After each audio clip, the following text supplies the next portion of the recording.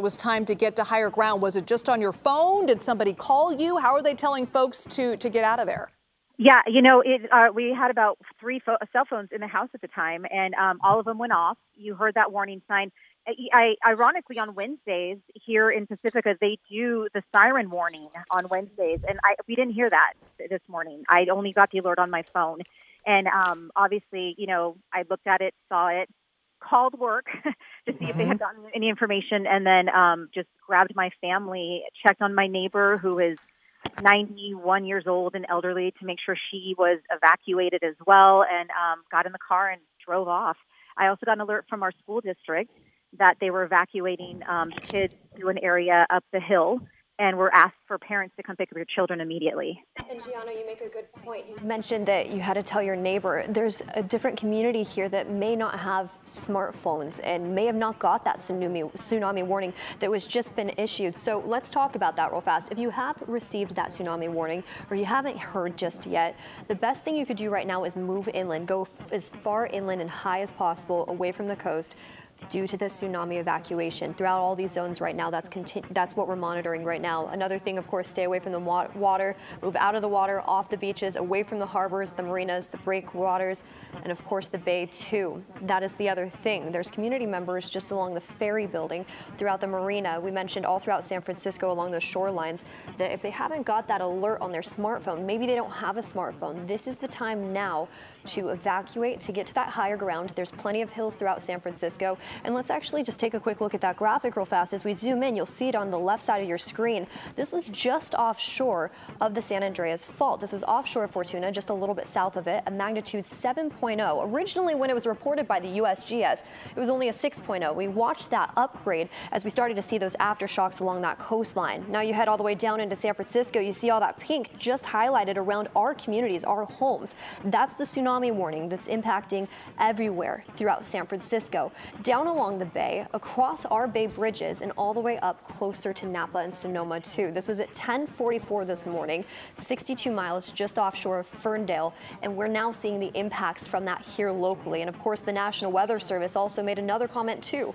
The estimated tsunami start time for selected areas in our communities, San Francisco alone expected to see those waves really coming in around 12:10. That's within the next 30 minutes, and we continue to keep a close eye on that here at KPIX. Reed? And check on your neighbor. This is just one of those moments. You heard the fire captain there say, listen, check on your neighbors.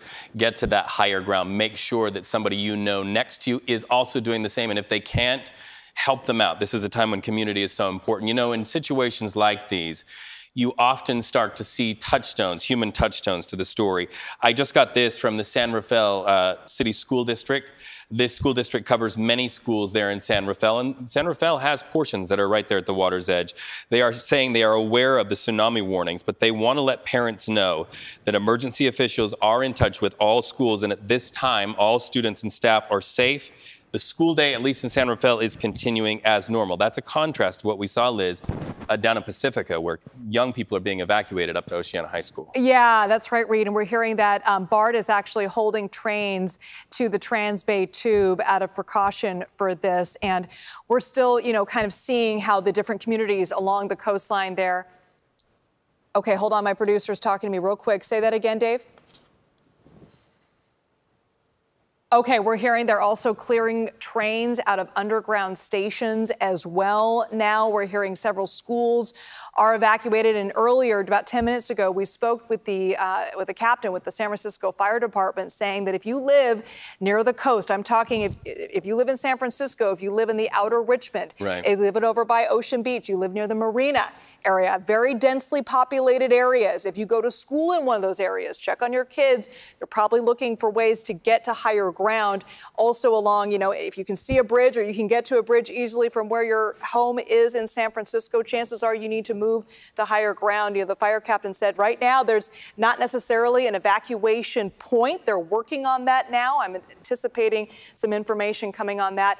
But when in doubt, move to higher ground. Luckily in San Francisco, it is a very hilly area. So when in doubt, go up the hill and go to those areas. 12:10, those waters are supposed to crest in San Francisco, and we start to see those first waves. But in the meantime, we're going to go to Ryan Yamamoto, who is watching the conversation happening on social media. Ryan, what are you seeing? social media. This is happening up in the northern part of Ferndale. We're seeing that the Victoria Inn has sustained some damage there. That is the historic inn in Ferndale that is just south of Eureka. So we're seeing some damage up there. We're also seeing some damage at an Alamo pool that is shaking. But I want to give you some perspective on what is happening here, because we had talked about the magnitude 7.0 earthquake. Trying to give you an idea of how big of an earthquake this is. Loma Prieta in 1989, that was a 6.9 earthquake. Northridge in 1994, that was a 6.7. And probably the most recent that at least we remember here in Northern California, in Napa in 2014, that was a 6.0 earthquake. You also talked about, with Brian Hackney, talking about the extent of the potential tsunami that might be hitting the coast of California, and if indeed a tsunami is triggered. He was talking about the size of the earthquake related to the extent of the tsunami. Probably the two most recent things that are ingrained, at least in my mind, when you talk about tsunamis and damages, you're thinking about Japan. That tsunami in 2001, well, that was sparked by a 9.0 earthquake. So that's a huge difference, a 9.0 versus a 7.0 earthquake. And then, of course, in 2004, you have that big tsunami in the Indian Ocean.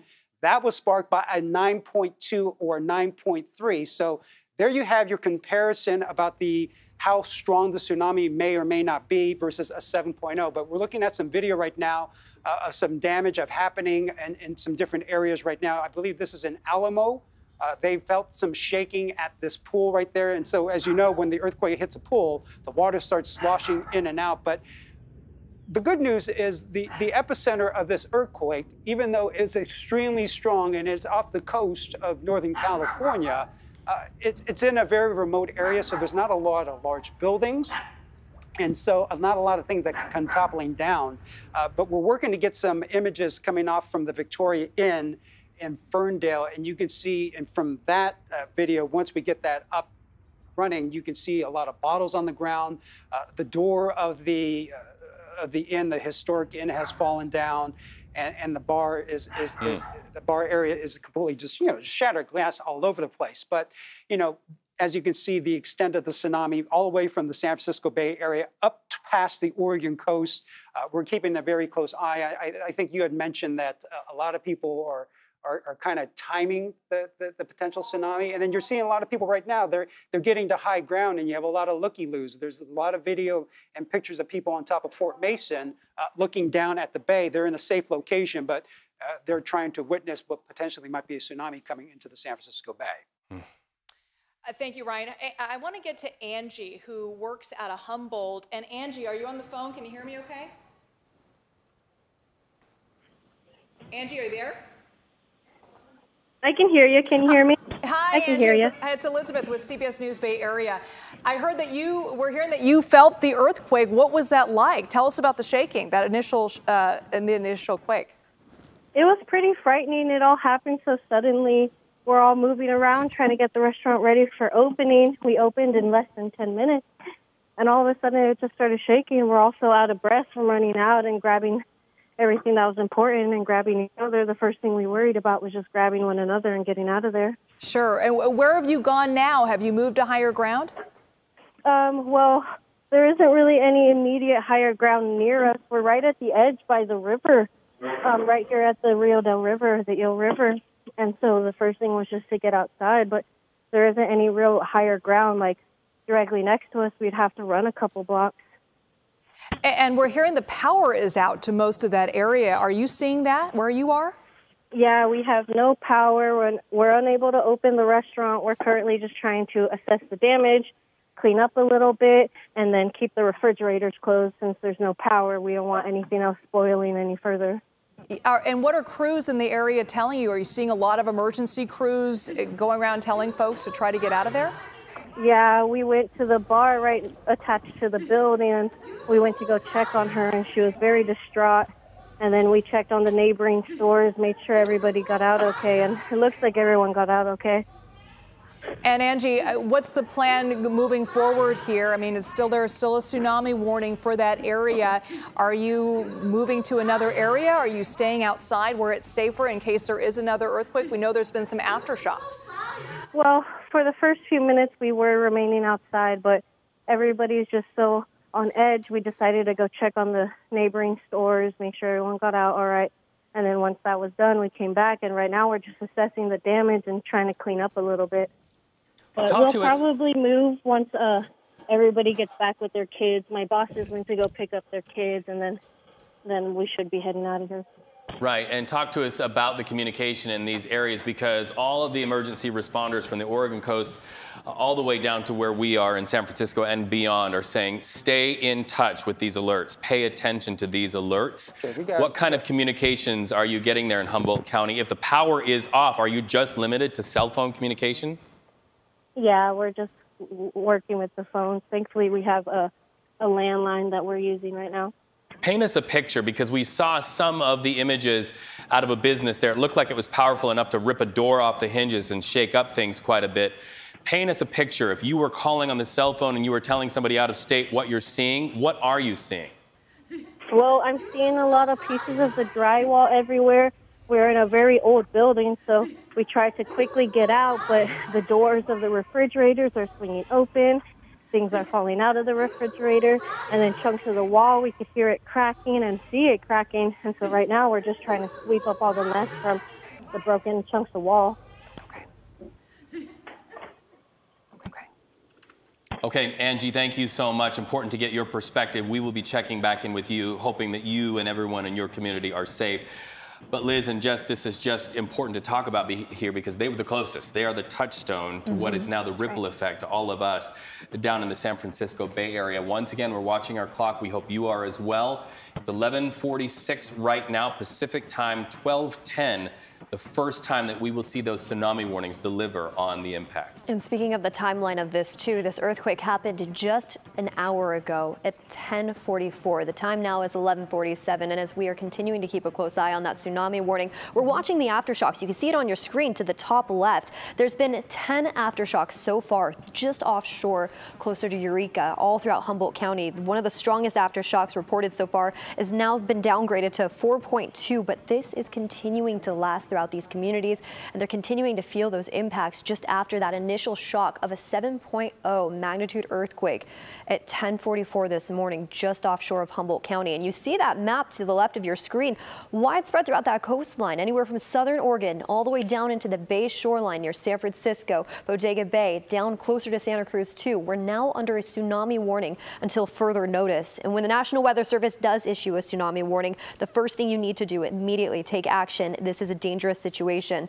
A tsunami could become widespread. There could be widespread flooding due to the tsunami, and that's either expected or occurring. So the National Weather Service says that dangerous coastal flooding and powerful currents are possible, and they're going to continue throughout the next several hours. And that's what we're seeing right now. Reed mentioned 12:10. That's when they said they're reported to see that really crest into the San Francisco shoreline. Liz? And I want to make sure we get to this evacuation order out of Berkeley. We mentioned communities all across the Bay Area are impacted by this. Berkeley police issued an evacuation order for West Berkeley, warning people to stay east of 7th Street and telling folks if you are in the tsunami zone. We have those areas up on your screen right now. Berkeley Waterfront, Tom Bates Fields, West Frontage Road, I-80 Freeway, and Aquatic Park in Berkeley. You need to move away from the shoreline. We just got this alert from the Berkeley Police Department recommending folks in that area to move away from the coastline. We're also hearing BART has shut down service in the Trans-Bay Tube due to that earthquake. They're telling folks to find a different way to get across the bay. And we're also hearing they're evacuating some trains as well. Yeah, and as we start to see the impacts of this, that's the update from the East Bay in Berkeley. We anticipate more East Bay updates. But we also want to let you know what's going on in Eureka right now. And then after that, we're going to talk about an alert, a tsunami warning now issued for San Rafael. But let's go ahead to our guest who is on the phone right now. You are in Eureka. Tell us what you're seeing so far and what kind of warnings are going out to your neighbors. So we have a large homeless population that's out on the lowlands, and so we're evacuating them right now.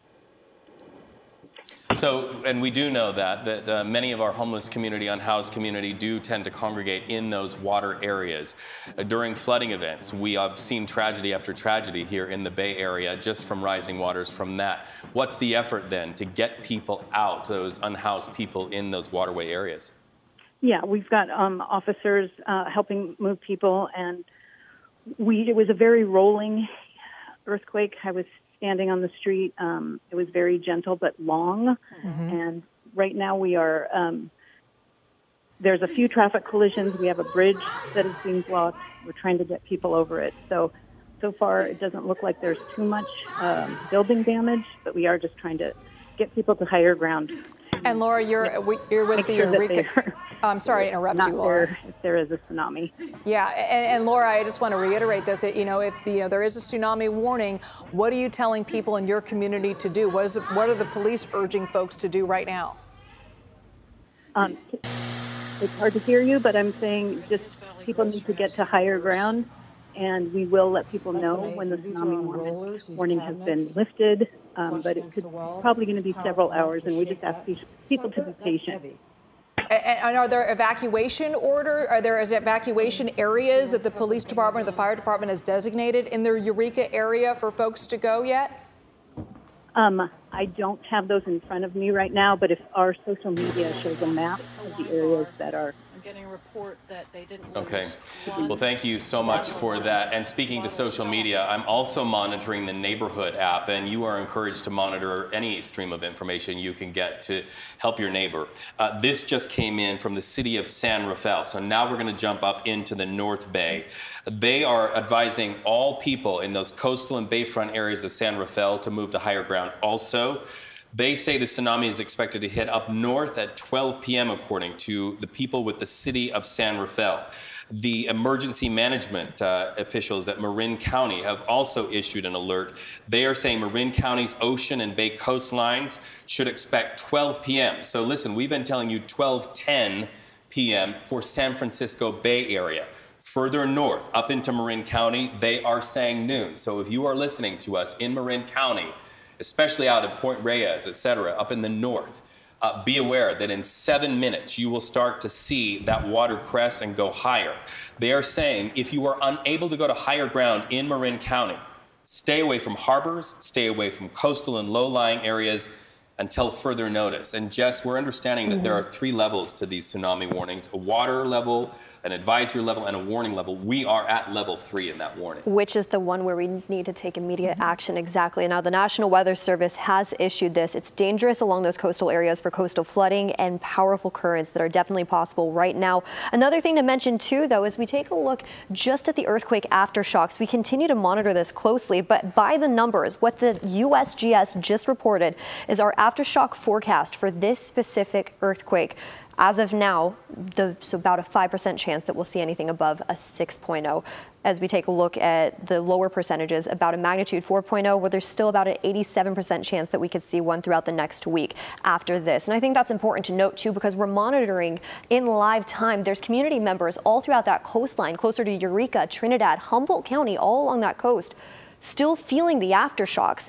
But there's a 99% chance issued by the USGS that we will still continue to see more magnitude 3.0 earthquakes as an aftershock after we've seen the strong magnitude earthquake just off the San Andreas fault line impact those community members. And we've been seeing the community members up there send in video and live video of what it looks like right now.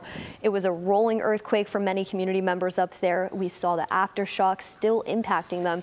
And now the big concern has to do with this tsunami warning that's still in effect right now along our coastline, impacting all the Bay Area here in San Francisco, Oakland, along those bay shorelines, all the way from Bodega Bay down into Half Moon Bay, too. Yeah, it's important to note, Jess, on that map that you see there in that square on your screen, that includes the San Francisco Bay, which includes several communities. All right, let's start with San Francisco. We spoke to a San Francisco fire personnel, fire captain, who said if you live along those areas along the coastline, I'm talking about, Ocean Beach, outer Richmond, down by the marina, over by Soma. If you can see a bridge from where you are, chances are you need to get to higher ground. Then you go across the bridge. You're talking about Sausalito, Tiburon, the people who live in the houseboats there.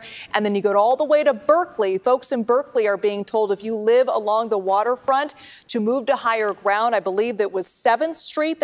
Folks are being told to go beyond 7th Street, move away from the water. When in doubt, move away from the water if you're along those coastal communities. We're also being told schools in Pacifica and the communities along there, along the coastline, are being evacuated. So bottom line is, if you live within a mile of the coastline from the beach, if you can walk to the beach, chances are it's time to move to higher ground. And we've seen on on the freeways and folks, a lot of people are just trying to get away and get out of whatever area they're in. And you're seeing a boat out there on the water, and we are seeing all up and down the coastline boats being brought in. Of course, we know there are many boats for many reasons out on our waters here in the San Francisco Bay Area. They have all been told to get in and to just stay safe. Now, let's just really talk about some news you can use right here. This punctuates the importance of 2 words put together that we hear all the time here in the Bay Area, and that's go bags. Make sure that you grab your go bag. If you have 2 or 3 that keep you prepared for this, get it and get to higher ground. The most important thing that you can use right now is information. So that speaks to needing to have a battery in your bag that can keep your cell phone powered. We know that our friends up in Humboldt County, they are in the dark right now. Electricity is out. I hate to interrupt you, Reed, but hold on. My producer, Dave, just gave me this important note of information. Say that again, Dave. Okay, we just got word from the National Weather Service that the tsunami threat in the Bay Area is over. Now, we're working to confirm that, but according to my producer, the National Weather Service, Jess, you have some new information as well. I'll read it from the National Weather Service directly. The tsunami warning is canceled for the coastal areas of both California and Oregon. They're now stating that no tsunami danger is presently in this area, here in the Bay Area. So this will be the final warning from the U.S. National Tsunami Warning Center. That's the final message issued for all of our region, all throughout the Bay, all throughout our coastline in California. We just got this update from the National Weather Service. The tsunami warning is canceled for the coastal areas of California and Oregon. Reed? So that's not to say, though, that this is not still an important story, because we have seen communities mobilize all up and down the coastline. We've been showing you images of people on the roads evacuating, bottlenecks of traffic. So regardless of whether that has expired or not, and we're so glad that it has, thank goodness for that, there are still the impacts of that. And that is going to speak to the fact that we still need to be good neighbors, we still need to pass along information, and we still need to be patient out there on the roads, because the roads are going to be jammed for quite some time. The impacts are real. Okay, I want to get to Ryan Yamamoto. He's in our newsroom. And Ryan, you've got some new information. Yeah, we've been scouring through social media, looking for different videos of the damage, especially up in Northern California. So we're getting our first look at some of the damage. We've been showing it to you earlier, but let me give you some context of what we're looking at.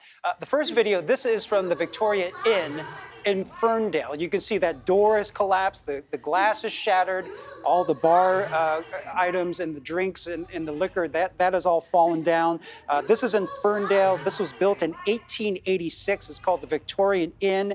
It's about 20 miles south of Eureka. We also have some more damage out of the Ferndale area. This is one ex-user posting video from her home and around town. This, of course, is inside a grocery store. So you can see a lot of things were coming down from the shelves. But, of course, up in Northern California, in that part of the state, we're near the epicenter. I mean, they really felt this 7.0 earthquake. Also, this is footage of damage from a ShopSmart. This is in Redway in Humboldt County. This was actually taken by the fire chief up there. You can see all the cans and all the goods have come down off the shelves. So you can only imagine what that earthquake must have felt like as that shaking was happening of a 7.0 earthquake. And here's some video inside a grocery store in the city of Davis. They felt the shaking all the way there. We felt the shaking as close as City Hall, but some of the lights there are kind of swaying back and forth. So they definitely felt the shaking of that 7.0, even though they're about, 350 miles from the earthquake's epicenter. And then this is a picture of the traffic from Half Moon Bay on Highway 92. We had that chopper shot earlier, but those are the people heading out of the peninsula to get to higher ground. Of course, that tsunami warning has now been taken away and is now been canceled. But as you mentioned, Reed, this is definitely having an impact on a lot of people out there. But some more damage of some of the different areas, the grocery stores and businesses up in Northern California that definitely felt the shaking, because they were so close to that epicenter of a 7.0. We're working to get more video and more information coming out of Northern California, but we'll keep you updated. But as you can see, if you were up in Northern California, you definitely felt it, and you definitely experienced some damage from that earthquake.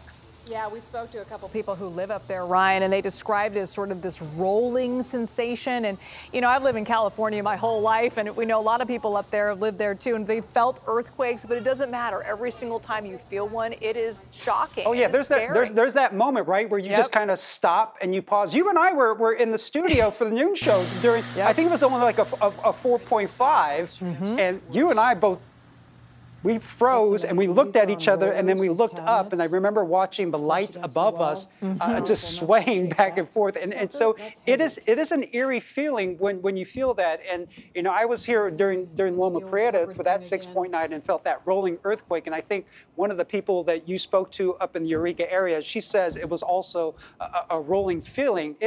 It's not a good feeling, and it's frightening, and then you have to kind of stop and kind of assess the damage around you. Are you okay? Are your neighbors okay? Is your community okay? And then you can kind of take a deep breath once you kind of realize, okay, everything's fine. There's some minimal damage right now, but as you can see, that earthquake definitely it has a lot of damage up in Northern California. Right. Not so much down here, but I can't imagine what that felt like, a 7.0. Right, and you've seen that video enough to rip a door off of that building right there. Ryan, aside from the "Are you okays," there's also the looming question of what could come next. And we know that the governor has been briefed on the earthquakes off the coast of Northern California. So Gavin Newsom, who is going to be a part of messaging in the wake of this quake and then the tsunami warnings, which, Jess, you say have now expired or been pulled by the National Weather Service. The governor is able to get briefed, and he's getting briefed by somebody who we're going to talk to right now. Yeah, the Humboldt County Sheriff is on the phone with us. Can you hear me, sir? Talia from the Sheriff's Department of Humboldt County. Talia, can you hear us okay? Talia, can you hear us from Humboldt County? We're having a little bit of trouble communicating with her right now. We're told she's on the phone. It's just that connection is a little shaky. But there, you're looking on your screen, video from Humboldt in the grocery store there, and you can just see the impact that that community felt with all those cans on the floor right now. We're still waiting to hear if there were any injuries or major damage to the area. But we spoke to a couple folks, one that worked in a bar or restaurant where you can imagine there's lots of bottles around. We saw the refrigerator door break open there. They were kind of trying to figure out what's next. And coupled with all of that, sort of assessing what just happened, you had the tsunami warning for a couple hours, wondering, okay, now that happened, now I got to go to higher ground. So you're seeing kind of the chaos and confusion as to what's going to happen next. But sounds Fortunately, the tsunami warning once again by the National Weather Service has been lifted. Let's stick with that video and just show people, and we are now streaming all over the world on streaming. This is video from Tom Nolan, and this is what it's like here in California when you have an earthquake hit. You can see things start to sway, but watch the woman right there at the freezer. She sort of looks like, am I feeling this? And she's checking with other people.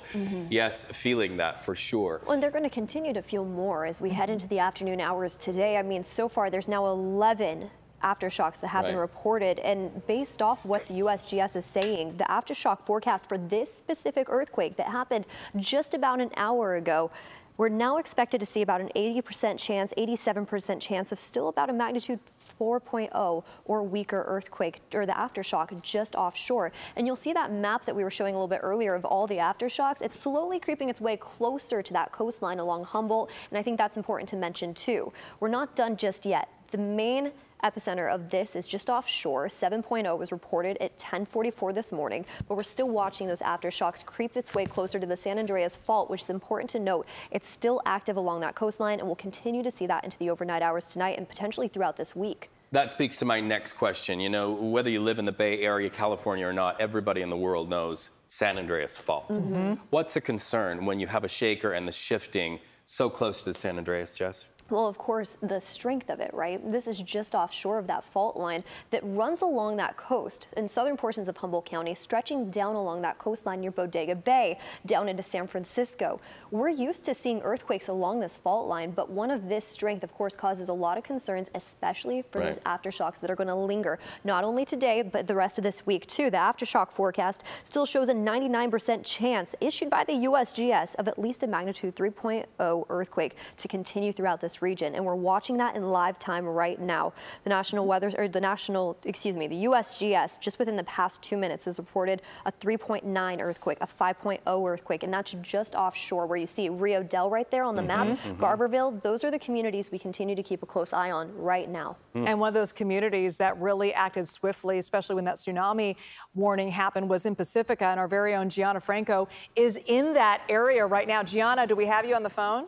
Yeah, hi. Hey, guys. Hi. Oh, thank goodness this tsunami threat now passed after that earthquake. Folks are, in theory, being allowed back into their homes. What are you hearing?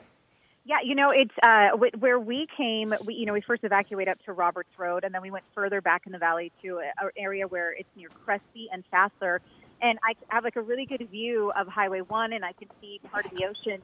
I'm watching flashing lights leaving Highway 1. So my guess is at some point they had something set up to sort of let people know, to get out of the area or to be safe. Right. But they clearly cleared that. And they did cancel school for the rest of the day, I think, just to play it safe. Sure. But most of the residents here, lived in the lower Lindemar area that came up to this area. I spoke to a guy named Ted who's been in Pacifica for 50 years. And, he and I both went to the 2011 tsunami warning that happened in this area that was triggered by the earthquake in Japan. So this one seemed a little bit more, a little scarier because, in the middle of the day, kids were at school and, they evacuated the schools pretty quickly, at least the ones that were in the lower lying areas. But it sounds like things have settled. I'm seeing a lot of the cars leaving now from where we are. Right, and Gianna, I made this point earlier, the tsunami warning may have been lifted. So now the focus is on aftershocks, and we're watching the people closer to where the epicenter of this was. But there's also a story that affects hundreds of thousands of people from the Oregon coastline all the way down into the California coast, and that is exactly what you have found yourself caught up in, and that's going to be traffic jams throughout the day, interruptions in transit service, the need to check on your neighbor. This will be a story that will have lasting impacts throughout the day, which probably speaks, Gianna, to why schools are just canceled where you are in Pacifica.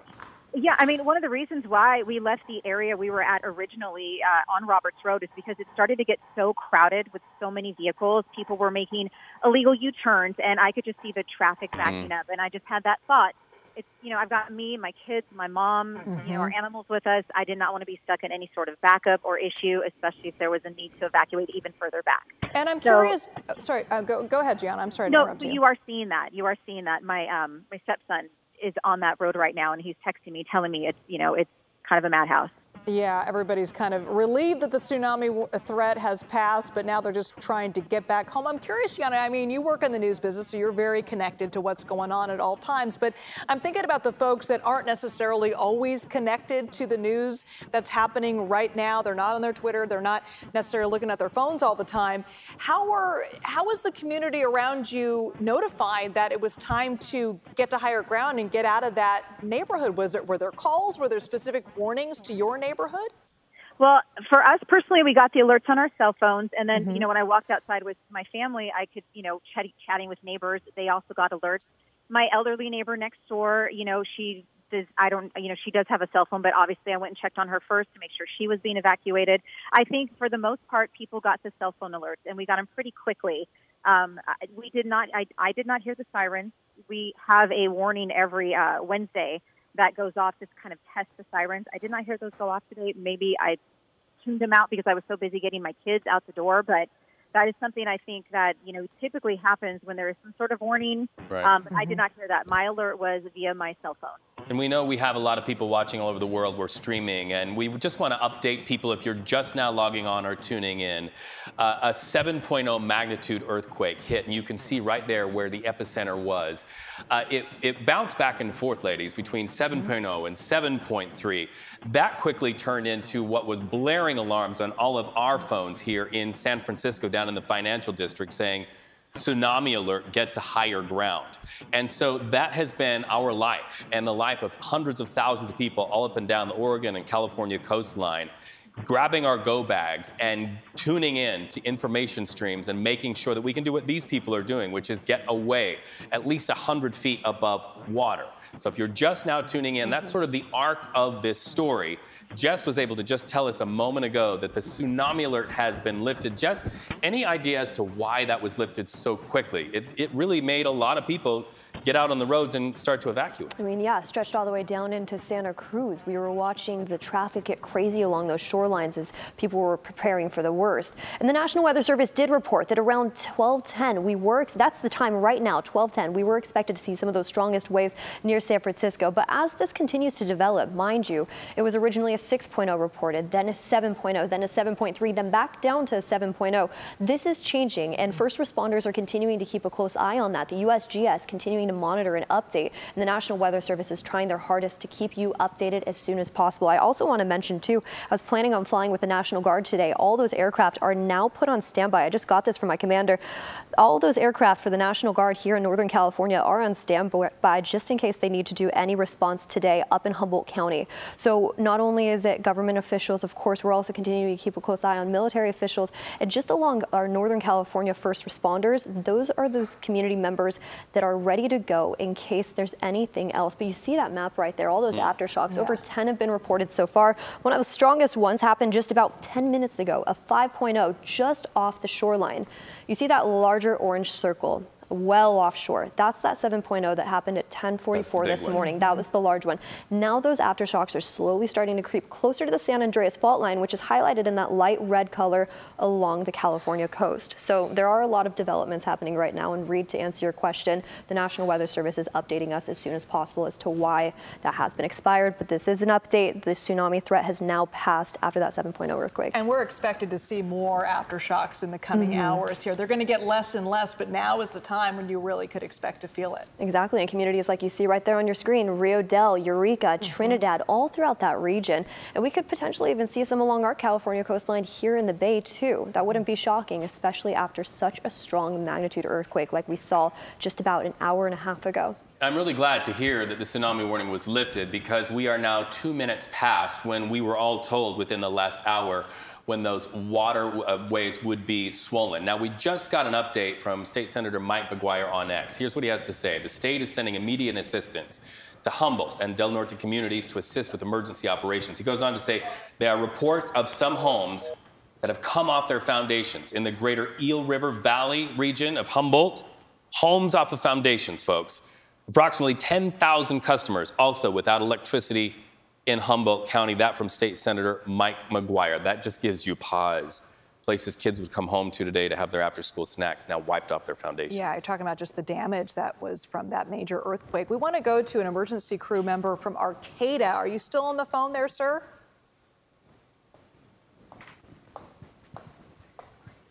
Chris Emmons, can you hear us? Chris Emmons from Arcata. So as you can imagine, in these situations, kind of hard to get communications in and out. We'll continue to work on that. Just want to keep on this graphic here because Jess was talking about something that I think is interesting to look at and causes us all to sort of sit up and pay attention. You see that red dot on the far left out in the water? That is where the very large earthquake hit. Now you're starting to see the aftershocks start to move inland. Jess, you say that's closer to the San Andreas Fault. How do you read that? And what you're seeing right now on your screen, that light red color along the California coast near Humboldt County, all along that shoreline that reaches closer to us, that's the San Andreas fault line. And you see right there, it kind of skirts a little bit to the left, just offshore of areas like Ferndale and all throughout that region, actually. That's where this epicenter was. A 7.0 magnitude earthquake struck at just 10:44 this morning. And now you see all those smaller dots.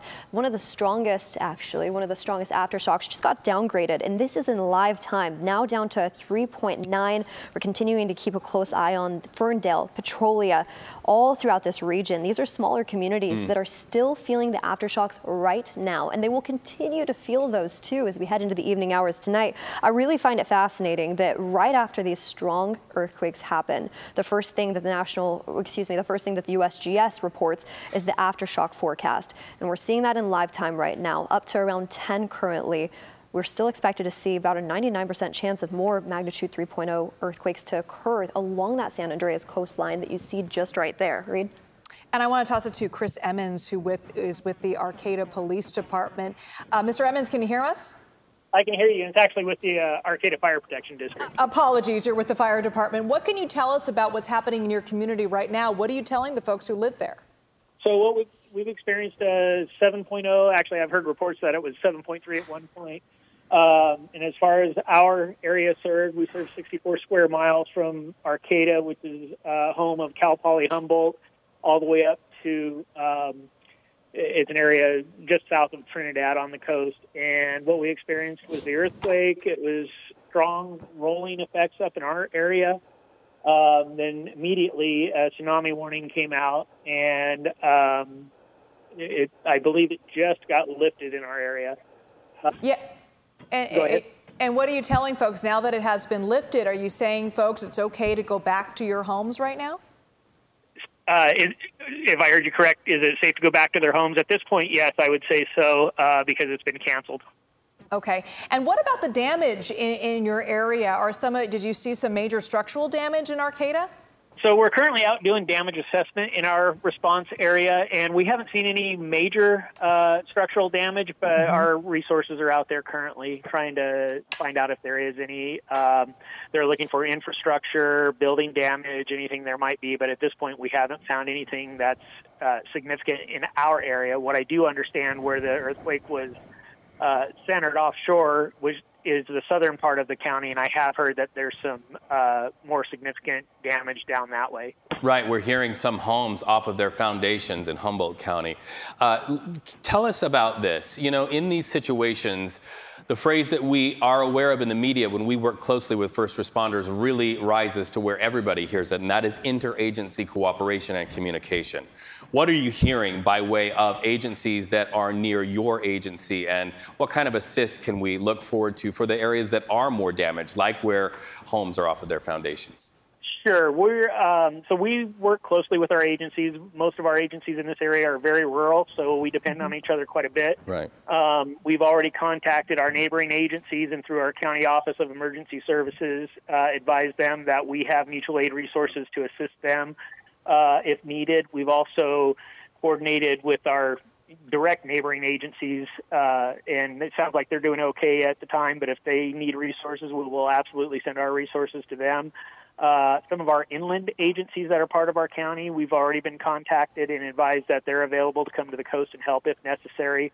Fortunately, right now, at least in our area, we're doing pretty good. We don't have any major damage. Like I said, we're going to work our way out to the coastal areas now that the tsunami warning's been lifted, and we're just making ourselves available for the southern part of the county, which would be from, say, the Eel River Valley, which is about the middle of the county south. So we're absolutely staffing up and available for them to assist as needed.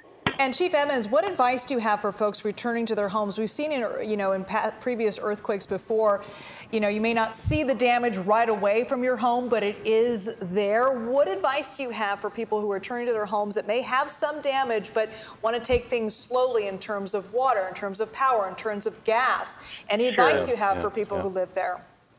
So if folks, when they return to their homes, I mean, obviously the immediate hazards are going to be gas leaks or down power lines. things like that. If they come across down power lines or gas leaks, we want to make sure they're shutting the gas off. If they smell it, shut it off. Okay. If it's down power lines, don't approach them. Call 911 so that we can go out and make a determination if it's an unsafe, if it's a hazard to anyone, or if it actually may be a cable line or a phone line. If their houses are damaged and off their foundations, obviously we would want them to stay out of that because of the structural instability and things like that. So also we were just getting ready to issue additional messages. I mean, following large earthquakes like this, we often experience dozens, if not, several dozen aftershocks that are pretty significant, and things that are structures that are already unstable could be jostled and removed from foundations that much more if we get other aftershocks. And to jump in, I've been watching these red dots that our viewers are starting to see, and I'm now seeing a red dot inland up above Reading. Aftershock. That's closer to Trinity Lake right now, and we are keeping a close eye on that. You also see just south of Ukiah, too, that this map is currently showing some of those smaller aftershocks impacting northern communities of the Bay Area as well. But the epicenter, where it's just at offshore of Humboldt County, off Rio Dell, off those smaller communities, those are the areas that are going to be seeing some of the largest aftershocks. But it is forecasted by the USGS throughout the next week. We could still see those aftershocks. That's not unusual to see, even though the major earthquake was off the shore there, to see some aftershocks more inland. I want to send it over to Ryan Yamamoto. Ryan, you've got to look at some of that, what it looked like when that first initial jolt happened, right? Yeah, you were talking about all the damage that's happening up in Northern California. We do have some video what that actually looked like. The first piece of video I do want to show you, this is of course off social media. This is at the Victorian Inn in Ferndale. This is a historic inn built in 1886, and you can see all that liquor and those bottles coming off the shelves, causing a lot of damage there. Also, the front door, it was strong enough to knock off the front door of that historic inn. Here's some more damage from Ferndale also. This is one from our ex-users posted video from her home, also around town. This is the local grocery store. As you can imagine, that 7-point earthquake just really shaking people there. And I think one viewer that you spoke to described it as kind of a rolling feeling. So a lot of things shaking off the shelves. And Reed, you had talked about some of the damage we cannot see right now, but that's some of the foundations of the homes coming loose. This is also footage from another shop mart in Redway. This is also taken in Humboldt County from the fire chief up there. All the goods and the canned goods falling off the shelves. That's going to be a big cleanup there. And then this is kind of what we experienced. This is from Davis, the city of Davis, inside the grocery store. And you have that moment where you're just kind of standing around minding your own business, and all of a sudden you kind of just feel something, and you have to kind of check yourself. Did I actually feel an earthquake? Was that actually something happening? And usually the first thing I do is I always look up to see if things are swaying. And sure enough, you can see some of the lights are swaying right there. And then we had talked about all the evacuation orders happening all across up and down the coast. So that's causing a bit of a traffic jam. This is the picture from that traffic jam from Half Moon Bay along Highway 92. Heading out to the peninsula, that people were trying to get to higher ground. Well, I'm sure there's now people now trying to get their way back into town now that the earthquake tsunami warning has been lifted. But we're seeing damage all over the area. Like I said, not extensive damage because this happened in a remote area, but the damage is still real. Homes coming off foundations, store shelves collapsing, liquor bottles falling down, and Reed, you were talking about all those little dots there. I mean, as those plates begin to settle after that 7.0 magnitude earthquake, I think we've counted 13, 14, maybe 15 aftershocks have happened. That's a lot of shaking happening. So, and you know, as you kind of in that area, and you're like, after the initial earthquake, you're like, okay, the main one is done, and then you start feeling that aftershock, and that next aftershock, and you're like, okay, is this another one? And so you have to check yourself as you're up there. Are we going to be okay? You know, is my neighbor going to be okay? No question that those communities up there are going to be on edge because you're going to be seeing these aftershocks. And we've seen them, they're being strong. I mean, 5.0. Oh, yeah, aftershocks, those are frightening because you just don't know, is this another one? Or are we in for another ride? And you once again, when you feel that, you pause and you stop and you freeze and you have to look around like, am I feeling what I think I'm feeling? But as you can see right here, some people are now returning to the beach area. But it's a good thing, at least the tsunami warning has been lifted. Right, that is a breath of relief here absolutely. in the San Francisco Bay Area. Ryan Yamamoto watching the conversation on social media.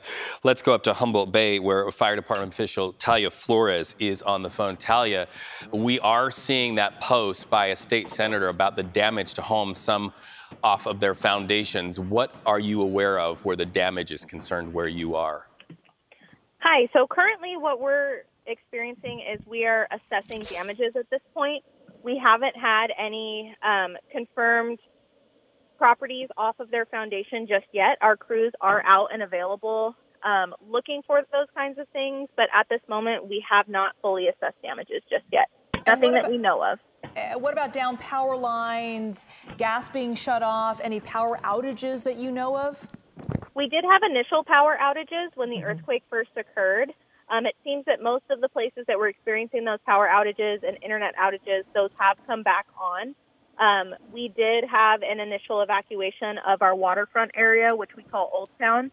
And as of this time, most of the businesses in that area are still closed. Even though power has been restored and the tsunami warning has been lifted, those businesses do remain closed. Right, because we do expect more aftershocks yet to come. A couple of things that I want to ask you about. First of all, what should go in a go bag? Because we should all have them here where we live. And second of all, how important is it that all of us have that My Shake app? I had it. My phone just about jumped off the desk telling me to duck and cover down here in the San Francisco Bay Area. So talk to us about go bags and the importance of having that My Shake app. Absolutely. So go bags are very important, and it's important to tailor them to yourself and your family specifically. So if your family requires certain needs, potentially medication or something of that nature, those things need to be in go bags. You need to have enough food and water to get you through 3 days for every member of your family who's going to be evacuated with you. Go bags should also include necessities for your furry friends, your pets. Those are our family as well, and we need to be ready and take them with us. So they need to have their own go bag. So that needs to be things like their pet food, their medication if they need it. Other things that we should put into our go bags, there should always be a first aid kit, changes of clothes, socks, extra snacks, things to keep kids occupied. It could be things like a deck of cards. It could be something as simple as a little handheld game system. These are things that are not only comfort, but it's something that can take their mind off of the situation at hand. And then the advance alert that comes on the My Shake app.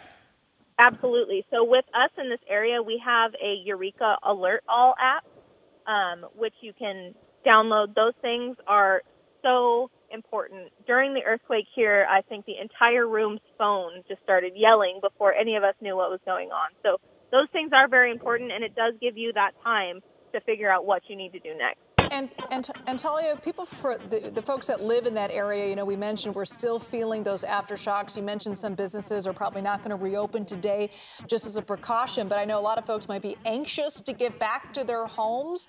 Are you recommending that people go back to their homes right now? Since the tsunami warning has been lifted, according to the National Weather Service, it is safe to return to those areas. If it is in the business best interest to remain closed, obviously we are recommending them do that. And same with homeowners. If they feel like they kind of want to wait out for next couple aftershocks, it is totally up to them. It is considered safe now because, of course, we're going to have aftershocks. But as far as tsunamis go, it is okay to return to those areas. And I asked another fire official about this. I'm going to ask you again. You know, folks are coming back to their homes. There might be some damage. Do you have some tips for homeowners when you're returning back to your home? You knew that you felt the shaking. Any tips to make sure that your home is safe to be in? Yeah, if anybody is concerned about it, the city or county, depending on where you live at, can come out and check your home for structural damage, which is very important because if you have structural damage that you are unaware of, that could lead to further issues with the weather that we experience and things like that. So it's important to get those things checked out. And the county and building departments are totally willing to come out and check those things out for you. All right, Talia Flores with the Humboldt Bay Fire Department. And I want to bring in Jess now to talk a little bit about these aftershocks that we've been seeing, these dots that are there on your screen. I don't know if we have that map to pull up, but after that initial jolt was felt, there's been several stronger aftershocks, not only by where the initial, there it is, not only by where the initial shaking happened, but also inland over there by Redding and over there even a little bit south of Ukiah. So this is still something we're looking at. Exactly. So let's talk about the timeline of this, and all three of us can pitch in on this because it was exactly at 10:44. I was with Reed. His phone immediately alerted him to take cover. Initially, we thought it was something closer to the Bay Area, right? And then once we started to discover, the first thing we did, look it up, where is it at? It's well offshore of Humboldt County. Well, now the big concern, of course, was the tsunami warning that came only within maybe 5 minutes after that. That was closer to around 11 a.m. So from 11 to about now, we've been watching the risk of this really kind of get off that heightened level where we were concerned mostly about the tsunami all the way down into areas like San Francisco. Originally reported, we were concerned about the waves hitting us around 12:10. Well, by the time that 12:10 happened, that tsunami warning expired. Now the big concern for community members up there, and this is typical of any strong earthquake that we see along the California coastline, has to do with the aftershocks. And you're seeing it on this map right now up near Trinity Lake, close to Redding, all the way down into the Bay Area, northern parts. We're seeing those lighter waves, those lighter shocks. And we're going to continue to see this, really, as we head into the afternoon hours today, throughout the rest of this weekend, heading into next week. There's still a chance we could see those little rumbles after such a strong earthquake hit closer to the San Andreas fault line. What you see on your map right now, by the way, I want to just break this apart. That larger orange color, that was the initial hit closer to areas all the way along our coastline. We saw about 45 miles offshore, southwest of Eureka, that initial earthquake at 10:44. That's when all of us along our coastline saw those MyShake alerts on our phones. She also just mentioned a second ago, Eureka and along Humboldt County, they have a special app they use. This is a friendly reminder now. If you don't have those apps already, download those apps. If you don't have a way to alert you, get that now, because this is true. We live along the San Andreas coastline. And we just talked about the timeline. The time now is 12:30. And within the past hour, we watched this really unravel. Heightened at a tsunami warning just about an hour ago. Now the biggest concerns have to do with those aftershocks that we'll continue to see into the afternoon today. Aftershocks and after effects as well. We're talking about the effects of schools. You know, schools will start to get out here in Northern California here in 2.5 hours. So if you have a child in a school, know that some schools have actually canceled down in the Pacifica area, but pay attention to those alerts as well. Now let's go to a scientist. Yeah, Maureen Long, a seismologist. We just spoke to her. Here's some tape of that interview. The USGS has issued already an aftershock forecast for this event, so folks can go and look that up on the details of that up on the USGS website. You know, they are forecasting that there's, you know, maybe about a 40% chance of an aftershock larger than about a magnitude 5 or 5.5. So certainly it's something that we need to be aware of. Because this earthquake happened beneath the ocean and not directly under any population centers, it's certainly the most likely scenario is that any aftershocks will be smaller than the initial shock. We can't rule out the possibility of a larger earthquake, but the most likely scenario is that any aftershocks will be smaller. So USGS aftershock forecast, we've pulled it up here on our phone. We're doing what we hope you will do as well. If you get on there, earthquake.usgs.gov, that is what she wants to drive all of our eyeballs to, because that's a forecast of the aftershocks that we can all expect to feel in our area. Yeah, and she said, Maureen Long there, a seismologist, said there's a 40% chance for an aftershock of 5 or higher. And we've already seen that, Jess. Exactly. And also, let's continue that number game. About an 87% chance as of now issued by the USGS that we could see a magnitude 4.0 earthquake.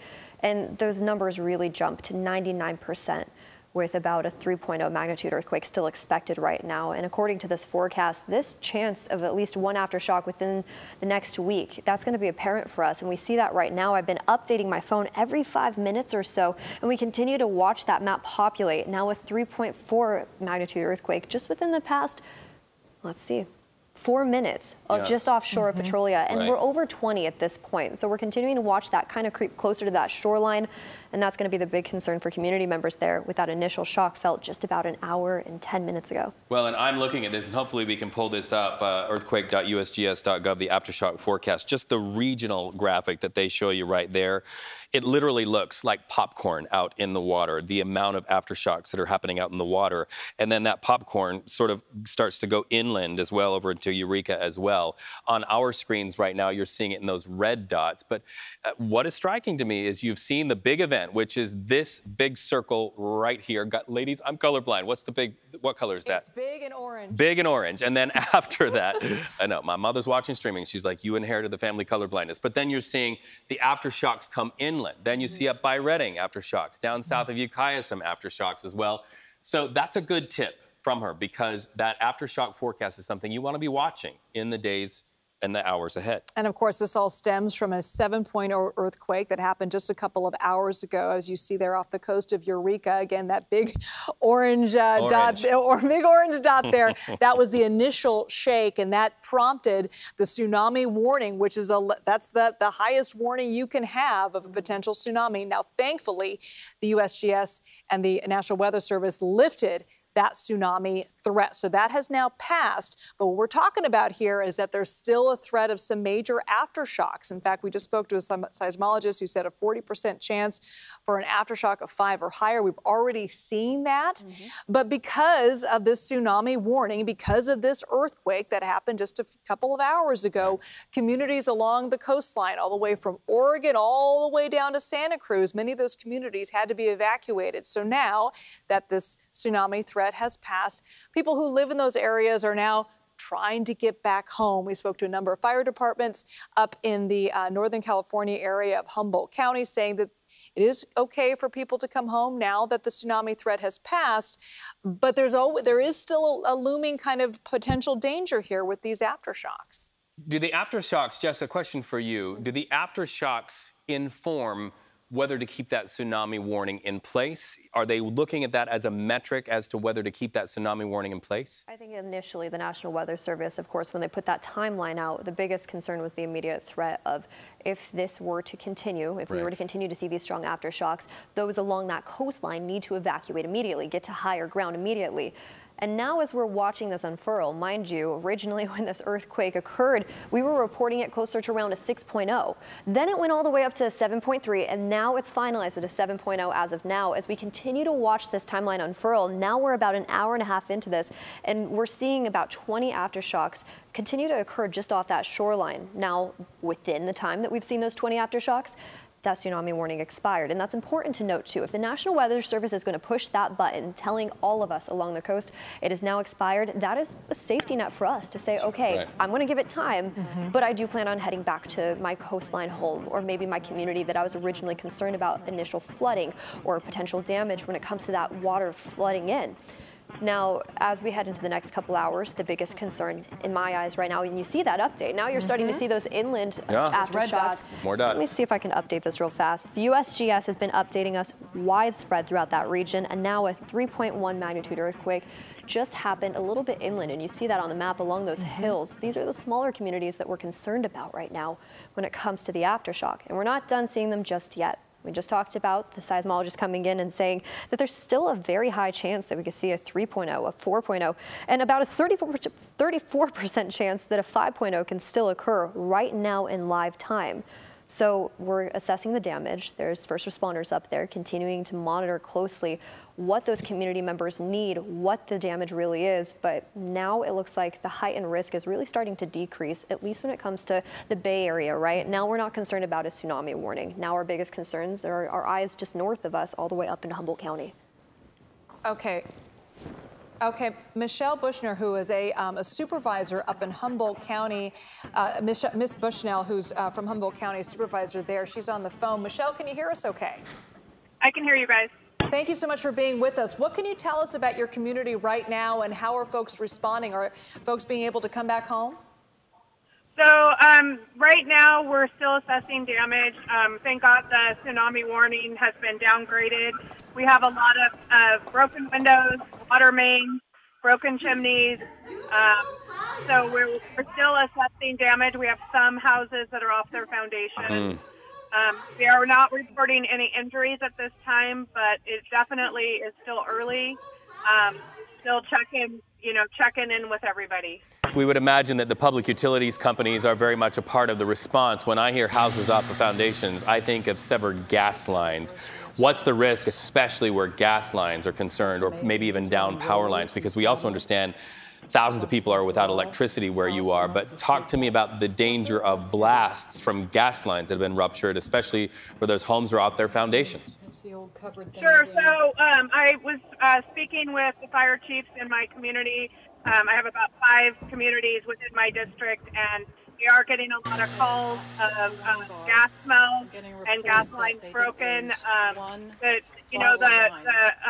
risk is too, when the power comes back on, it can spark, and that's very dangerous if there's a gas leak.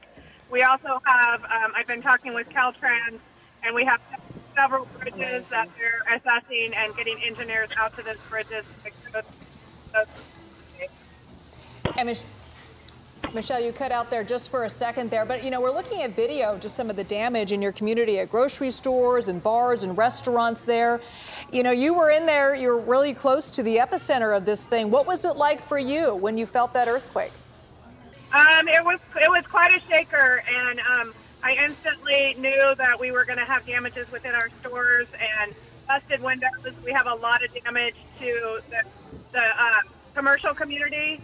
A lot of things upside down, busted windows, busted door frames, things off the shelves. It's a pretty big mess. In that environment, Michelle, of course, our thoughts are for people, not only things and buildings, but people. Talk to me what you're hearing as a county supervisor up there in Humboldt County regarding any potential injuries. Any of the nearby medical facilities, any of the nearby nursing homes that might be up there. What are you hearing about the impact to people? Any injuries? No injuries are reported. I have spoken with Providence. They are up and running and no structural damage to their facility. I have heard of no evacuations from any of the medical facilities or rest homes. People are scared, and now they're waiting for that, that aftershock to come. But so far, no injuries have been reported. And are you seeing a lot of traffic in the area where you are? Are folks trying to get back to their homes?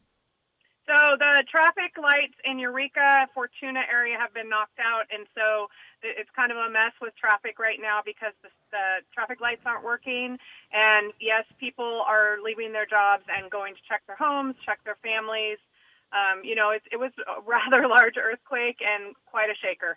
These situations are where we need community and we need cooperation within communities. Give us 1 or 2 things, some tips for the people who are watching this right now of how we can be most helpful in an environment like this, whether it's out on the streets, whether it's neighbor to neighbor, whether it's the roadways. How can we be most helpful?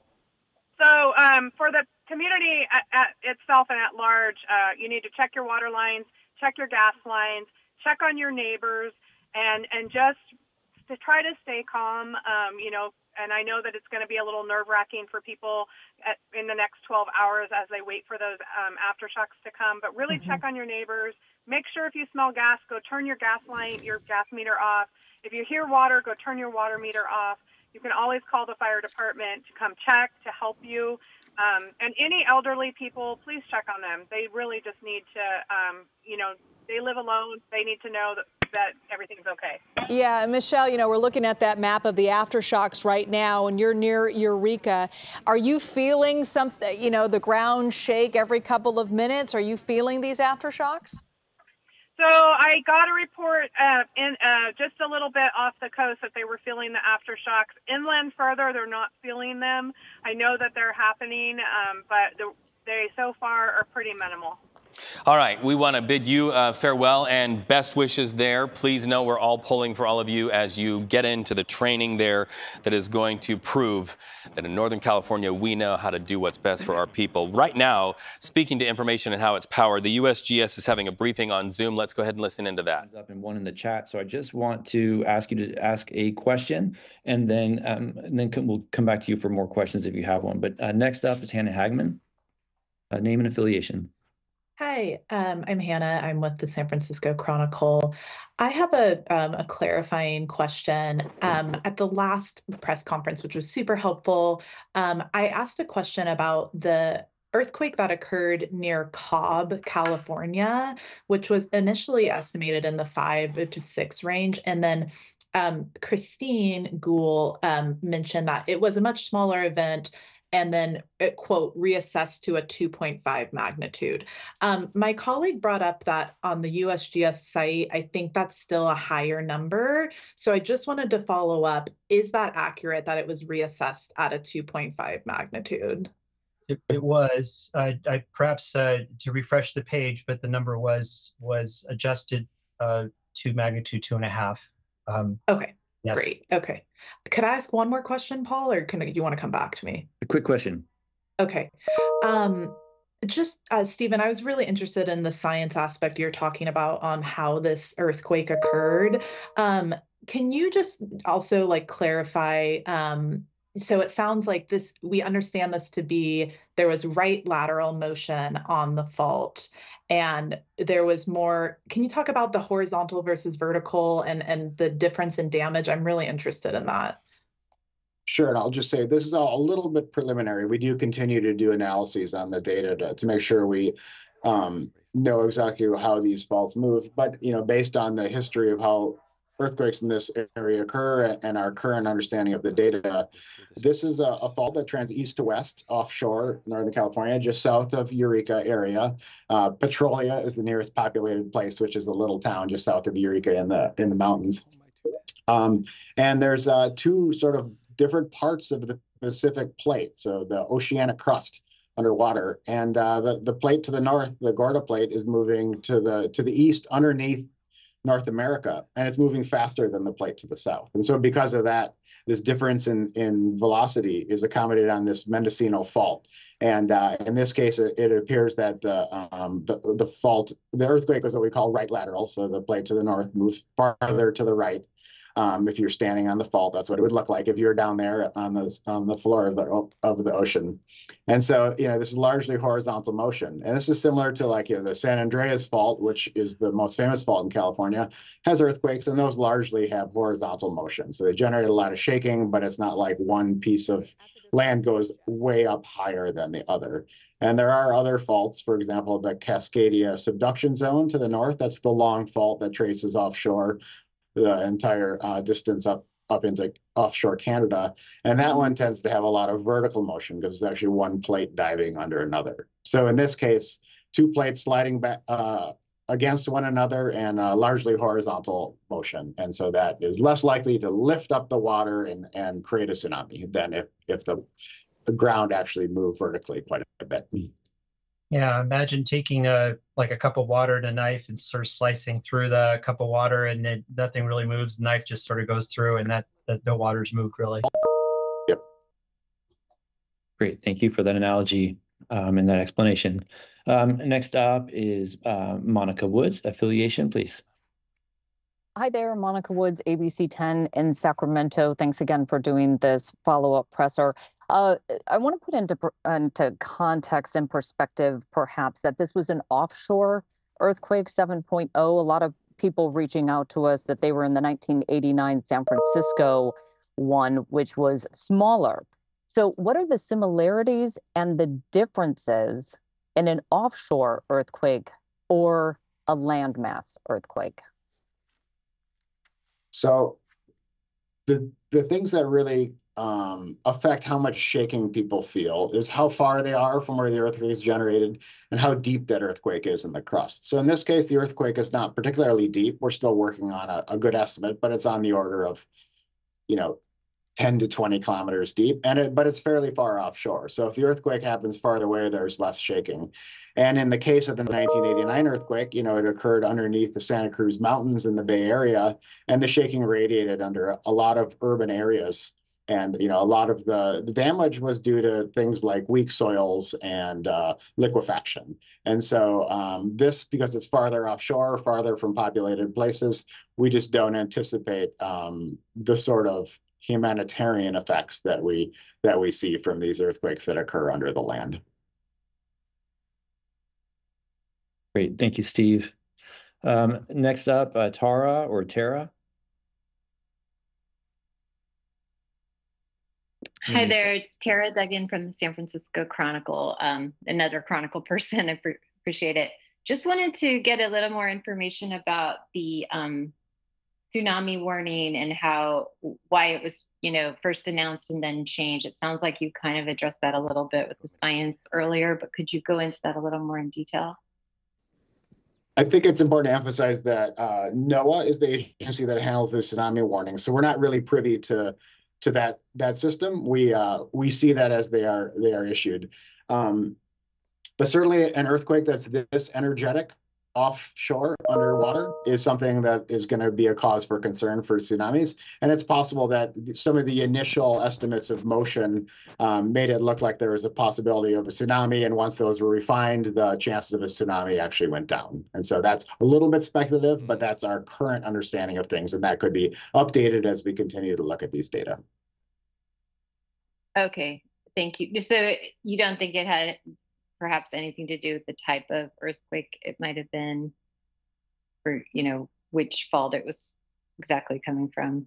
Yeah, we try to agencies, and we, like I said, NOAA is a different agency than USGS. They try to react quickly and send out warnings based on the best available information at that time. And so the initial information to them obviously looked like there was a probability of a tsunami that was high enough to issue a warning, and that was refined later as more information came in. So this is how these systems work sometimes.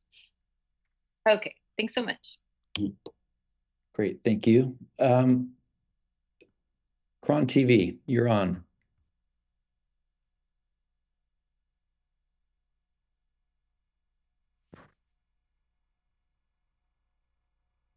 Okay, we're not hearing you. I saw your mic came undone, but I'm not hearing you yet. Okay, you might want to check the mic settings in. I'm going to go ahead and move to Ravenna right now, Cron, but check your mic settings in the settings box there. Ravenna, and affiliation, please. Yeah, hi, Ravenna Koenig, NPR. I joined about 2 minutes late, so apologies if you answered this, but you had said that, in places there was intensity 8, there could be slight damage to well-designed structures, common structures receiving considerable damage. How widespread would you expect those impacts to be, and where, would you expect to see them? Well, Steve, you want to take that question? Or is that, go ahead, Bob. Okay. So yeah, so one thing that we know is think of an earthquake as like dropping a rock into a lake and you have the waves sort of moving away. And typically we see the highest levels of shaking closest to the epicenter of that earthquake. Of course, the epicenter of this event was off the coast, like 40 miles off the coast of California. So we see by observation on the event page as well, the heaviest levels of shaking, the intensity 8, where you're getting damage to structures closest to basically the coastline. So you're talking Eureka, Arcata, sort of those cities that are sitting, Humboldt Bay region, where people are right along the coast. And of course, the intensities decrease the farther you get away from that event. And there are some exceptions to that. And Steve was mentioning this earlier, in the 1989 Loma Prieta earthquake, even though it occurred in the Santa Cruz Mountains, we still saw some really intense shaking in places like West Oakland, especially the freeway, the Cypress structure that collapsed, and also in the Marina District. There are sort of site conditions, loose soils, that actually make seismic waves slow down and get bigger when they hit those softer soils. So you see some of those differences, but generally what you can say, and on the event page, you can see the highest levels of shaking that are closest to where the epicenter of the earthquake is off the coast.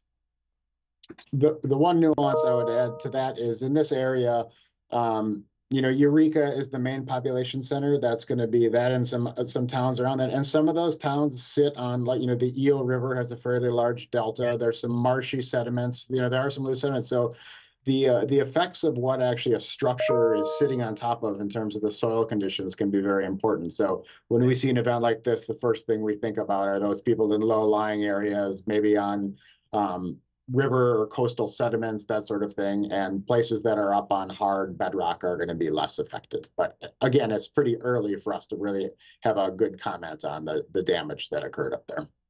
Thanks, Steve. That's great. Yeah, thanks, you guys. Okay, Cron, looks like you guys fixed your mic. You want to try again?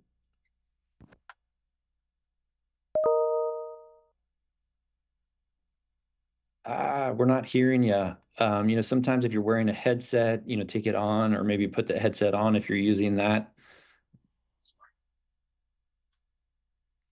Okay, we're still just not hearing you yet. I'm going to go ahead and Ravenna, I'm going to assume that your hand is a legacy. So let's go ahead and move to Amy Isaacs, but Ravenna, take your hand down if, or leave it up if you are indeed still up. Okay, Amy.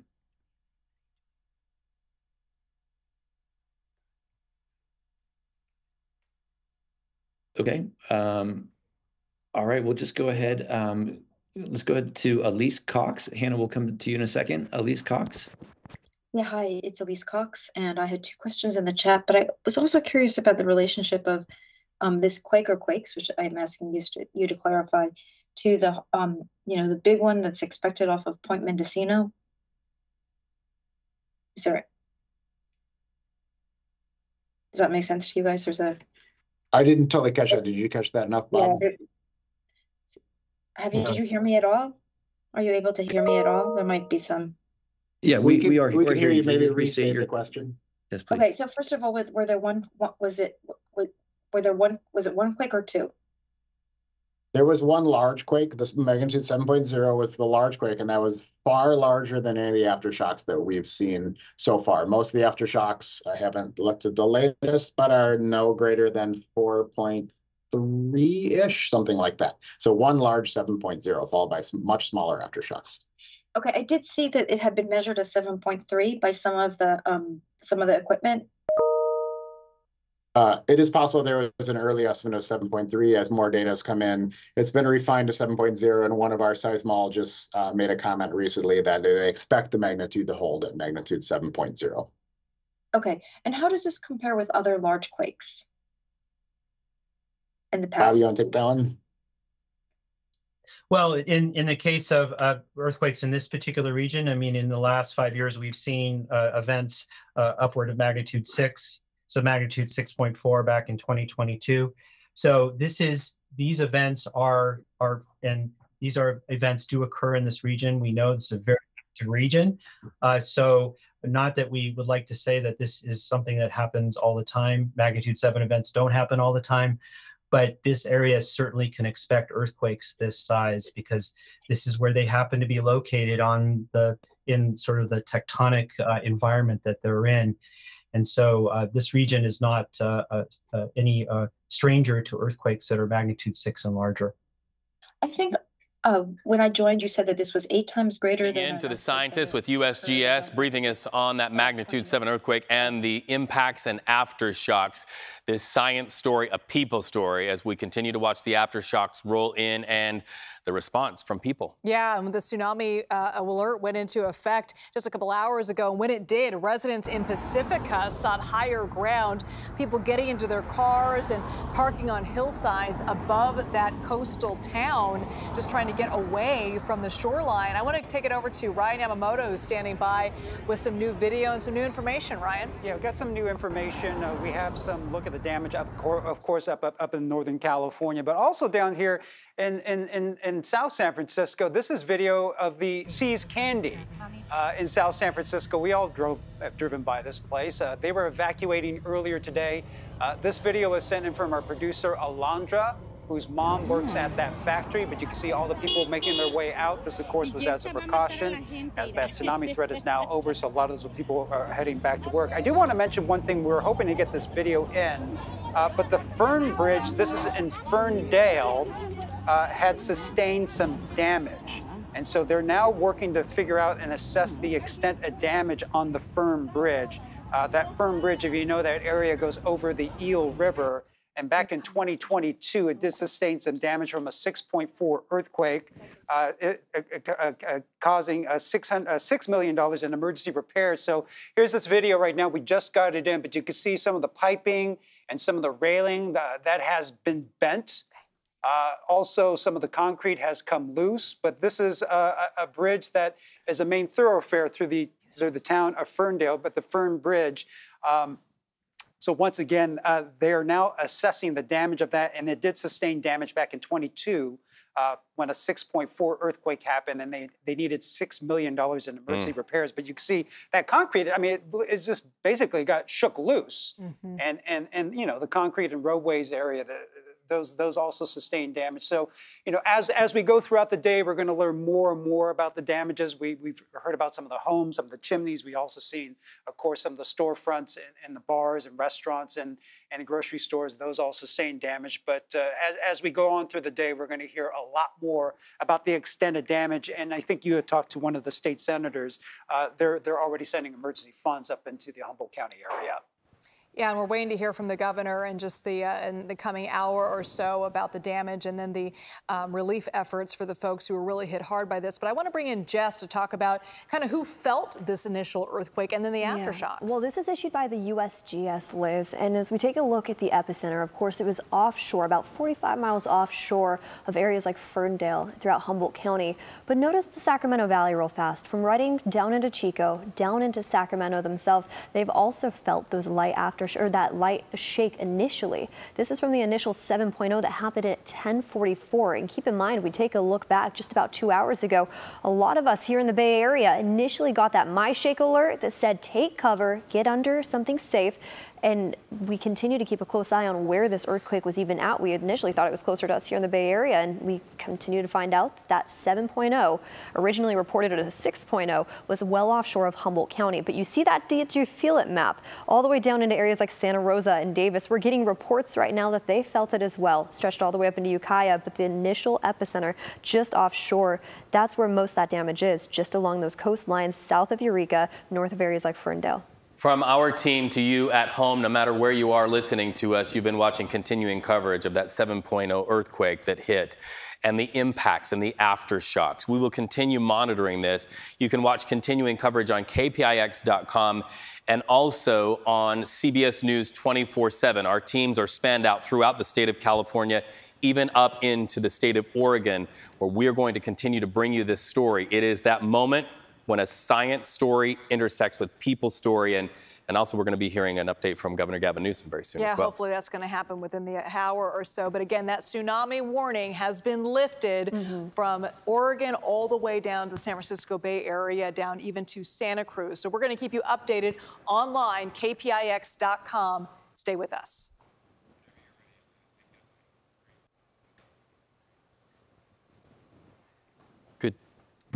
Good job, everybody.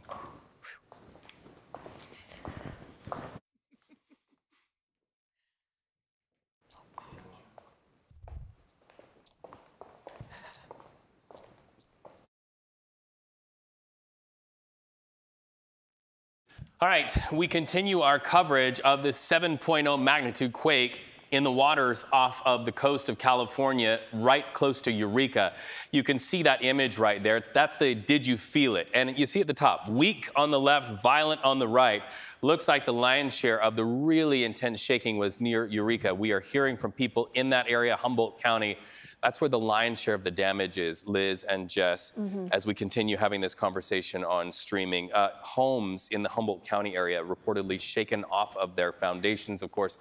That raises a lot of questions about injuries. So far, no reports of any injuries. So far, no reports of any injuries, Reed. But we saw video from earlier today when that initial shaking happened, and you just saw the lights going back and forth. And also, you know, you looked at some footage from grocery stores in the area. A lot of these are small businesses there. You can see all the cans and the canned goods on the floor there, and just a lot of destruction. We spoke to a supervisor in the area and say, you know, this piece of video, this only tells a little slice of it. Some folks are really returning home to find their homes again off their foundations. There's, you know, power outages, there's some gas line issues, there could be some down power lines, and a lot of the folks that felt it probably the hardest are in remote areas. So many of them just left, they went to higher ground, and a lot of the businesses in those areas not going to reopen today as a precaution. So I want to bring in Jess to kind of recap what we saw, what all started at about 10:44 this morning, this initial big jolt 7.0 earthquake right off the coast of Humboldt County in Eureka. And that's when we were all getting that My Shake alert on our smart devices, widespread throughout the Bay Area to take cover. Moments after that, we got updates from the National Weather Service that a tsunami warning was in effect, stretched from Alameda County down into our coastal areas, all throughout the mouth of the bay, stretched down into Santa Cruz. That has now passed. As an update, it was about an hour ago, that alert issued by the National Weather Service regarding the tsunami threat has now passed after this magnitude 7.0 earthquake happened about 45 miles offshore at about 10:44 this morning, just offshore of Humboldt County. You see all those light dots just offshore and slowly creeping its way more inland. Those are the aftershocks. We've seen about 20 so far, some of the strongest, closer to around 5.0. And now as we take a look at the aftershock forecast, the biggest concern right now is about a 3 to 4.0 magnitude earthquake to continue with those aftershocks. About an 87% chance as of now that community members throughout those areas that initially felt that 7.0 can still feel a 4.0, and about a 99% chance that a 3.0 can still happen throughout the rest of this week. We'll continue to keep a close eye on that. Well, and you know, Jess, here in Northern California, I have often heard, look, if it's not a 4.0 or above, I don't really worry about it. But, you know, if those aftershocks are 4 or below, especially up in Humboldt County, those are really nothing to really take lightly, because you may have homes whose foundations are compromised, and it might just be enough to do even more damage, right? Right. No, you're completely right. And that's exactly what we're continuing to monitor right now. First responders are out there. Once that tsunami warning lifted, then first responders felt a lot safer to head out to those coastal communities that felt that initial shock. We're watching the video come out of that area. This was breaking doors off door hinges. This continued to shake lots of community members up there, with a lot of damage still to assess right now. But you look at this map, look at the Sacramento Valley, anywhere from Redding down into Chico, Sacramento, and we saw video out of Davis and Santa Rosa coming out of our local communities. They felt this earthquake too, and we're continuing to feel the aftershocks right now. Yeah, and I want to send it down to Ryan Yamamoto, who's in our newsroom, with some of the video of the damage that Jess just was talking about up in Humboldt County. Ryan? Yeah, you guys were talking about the video. You're talking about all the damage that we've seen all across Northern California. Let me give you a look at some of that damage right there. I'll start in the Bay Area, so we'll start here in South San Francisco. This is video from See's Candy. This is from the factory earlier. This was a scene from our producer, a video taken from Alondra, whose mom works at the factory. Of course, a lot of businesses, a lot of schools, a lot of homes and homeowners, especially those living on the coast, had to evacuate, especially when that tsunami warning was triggered. Of course, that tsunami warning has now been lifted, so a lot of people going back. But we talked about the damage, and there is a lot of damage up in Northern California in Humboldt County. I'm going to take you to the Victorian Inn.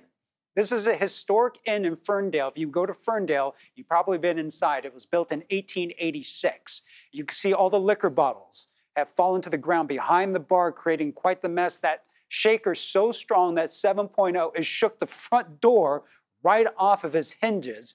And so, once again, there is a lot of damage in that area. And then let me take you to some footage inside one of the grocery stores there. This is damage from a Shop Mart, or Shop Smart in Redway in Humboldt County. This was taken by the fire chief up there. That shaker just knocking all kinds of things off the store shelves, canned goods, other items off the shelves. That's going to be a big cleanup. And as you can imagine, as those aftershocks keep happening and happening, people are wondering, I mean, should we even begin to clean this up, or should we wait for things to kind of settle down? And this was kind of our experience here, but I'm going to take you to the city of Davis. This is video inside one of the stores in Davis. You can see the lights and all the produce scales swaying back and forth. You know, they're like, what, 300, 350 miles away from the quake's epicenter. But we were feeling the earthquake as far away as City Hall here in San Francisco. But once again, it's that moment where you're standing there, you're just grocery shopping, and all of a sudden, am I feeling what I think I'm feeling? You kind of have to assess what's happening, and you kind of look up, you see things swaying. Of course, that is indeed an earthquake. And this is a picture of the traffic from Half Moon Bay off Highway 92 heading into the peninsula. This was the evacuation. You know, when that tsunami warning was triggered and we all got that alert on our phone, now we know we're in a very potentially dangerous situation. So a lot of people living on the coast, especially in the Pacifica area, they immediately went to high ground. That caused some traffic jams up on like Highway 92. This, of course, is out of Half Moon Bay, heading out of the peninsula to the higher ground.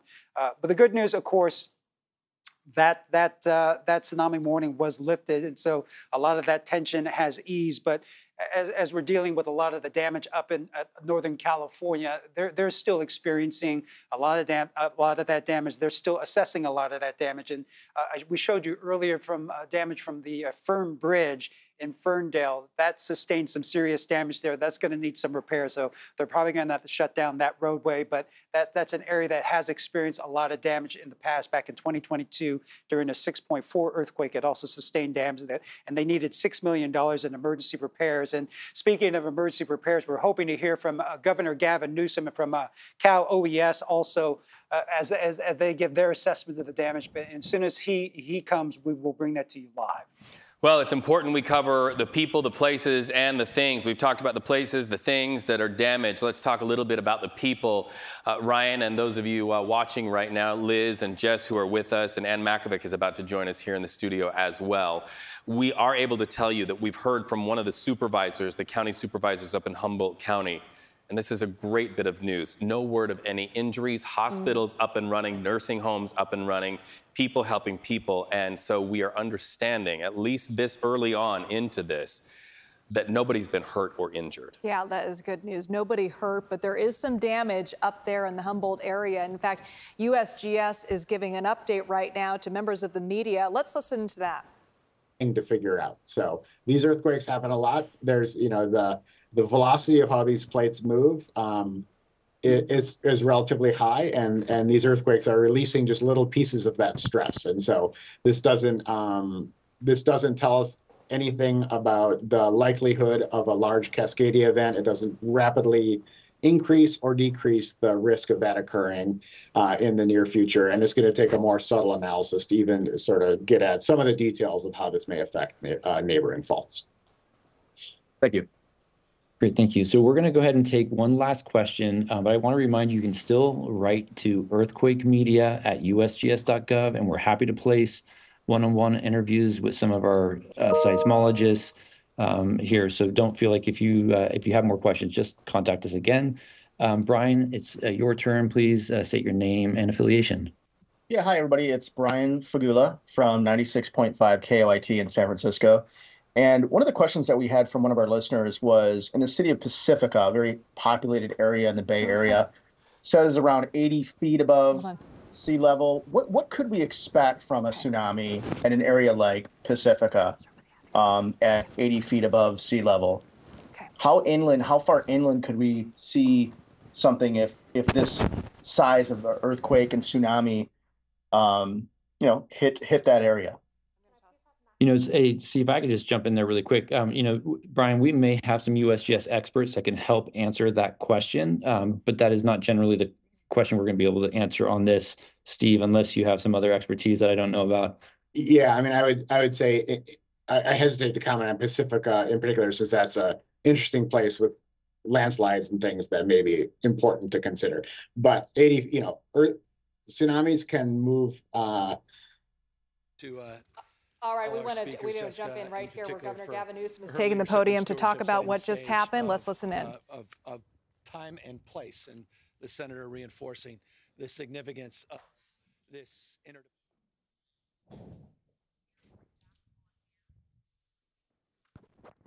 on this side of the border in the San Diego region. I'm back down here. We've been on a tour across the state, had the privilege of being in Fresno with former Mayor Swearengin, talking about our economic and workforce development strategy that's place-based, regional in its approach, a focus on building capacity in all of our diverse and unique regions across this state. It brought us to Bakersfield with Mayor Go a week ago, and down here today talking about the partnerships in this region, particularly in San Diego, in Imperial County, as part of this economic and workforce development strategy. I'll just remind people of this strategy we initiated a year and a half or so ago, investing $5 million in developing place plans or plans that are unique to the distinctions that define the best of each region, the strengths and weaknesses identified. They were bolstered with $14 million of funding each region to move quickly on early projects, pre-development projects. And in January, there's $120 million of grant funding that is available for each of these 13 regions as it relates to expediting and moving some of their economic priorities forward. So this is something the state has never done. This is something that we've been working very closely with regions from the border, Redwood Coast, to here, the southern border in Southern California. With that, let me just reference briefly. I just got off the phone as we were driving over with our State Office of Emergency. We've now put together what we refer to as our SOC. We've referred all our efforts to focus now on a 7.0 earthquake in Northern California. There was a tsunami warning that came out. And if you're just joining us here on KPIX, Governor Newsom is talking about the earthquake we got a couple hours ago. Let's listen in. 5.0 or greater around a coastal region typically goes into effect. It allows us to back off through abundance of caution. That was lifted. Nonetheless, we're concerned about damage, particularly in the northern part of the state, in Del Norte and Mendocino and Humboldt County as a consequence of that. I just signed off on a state of emergency, a declaration that will allow us to provide more resources, provide some of our National Guard resources as needed, access to state fairgrounds, waiving some contractual obligations for that part of the state. It's another reminder of the state that we live in and the state of mind that we need to bring to our day-to-day reality here in the state of California in terms of being prepared for earthquakes. But early damage assessments are being made. We don't have any additional information at this time, but our teams are working collaboratively with the teams on the ground. And I just want to thank everybody, particularly our local law enforcement agencies, for their outstanding work and working through their protocols as quickly and efficiently as they have to date. And we'll have more to say on that over the course of the next few hours and clearly over the course of the next few days. Listening to Governor Gavin Newsom, his remarks after the 7.0 earthquake there, and the big headline, Liz and Jess, to come out of that, he has declared a state of emergency for Humboldt County. For those of you who are in Humboldt County who are dealing with the damage, National Guard at the ready, clearing out some resources to make them accessible to people who will be experiencing the lion's share of the damage from this 7.0 quake. Yeah, he mentioned that government crews are going to be making some early damage assessments, but we've heard some supervisors, especially up in Humboldt County, about some homes that are off their foundations because of the impact of this 7.0 quake that happened off the coast of Humboldt County near Eureka about 10:44 this morning. There was a tsunami warning issued not long after that first earthquake hit, and now folks are slowly trying to come back to their homes. But just, we're not through this quite yet. We still have some aftershocks that we're dealing with, and some of them are quite strong. Exactly. You take a look at this timeline. It was at 10:44. All of our phones, our smartphones, were going off saying, seek cover, take shelter immediately. That's when we were trying to figure out where the epicenter was. We immediately found out it was 45 miles per hour offshore of Humboldt County, just offshore of Ferndale. At that point, that's when we started to see those aftershocks. At that exact same time, around 10:45, around 10:50, that's when the tsunami warning went into effect. That was the big concern for us here locally in the Bay Area. You saw community members down into Pacifica, Santa Cruz, widespread throughout our communities along the shorelines evacuating quick. They didn't know how fast this was going to happen. We immediately got reports from the National Weather Service. It was at 12:10 that we were expected to see those larger waves. By the time it was 12:10, we saw that tsunami warning expired. Yeah, and a tsunami warning, just to be clear, that is the sign, according to every fire chief that we spoke to, every police officer we spoke to, that is a signal that if you are in those coastal areas, you get out. And we saw that, especially in the community of Pacifica, long lines just to get to higher ground and folks being urged just to get to anywhere else but those coastal areas. Well, and now that that's lifted, everybody's breathing a sigh of relief. Our thoughts are in Humboldt County, and this really punctuates something that's very important. We need community. We need journalism on the air and in the palm of your hand to get you that information so that we can see response like that, so that we can serve our first responders and getting that information out neighbor to neighbor, community to community, house to house. You've been watching continuing coverage here on KPIX, CBS News Bay Area, your community station, getting you that information. Now we're going to transition to keeping that information flow going to the palm of your hand, kpix.com. Thank you so much for watching. Join us over on the stream.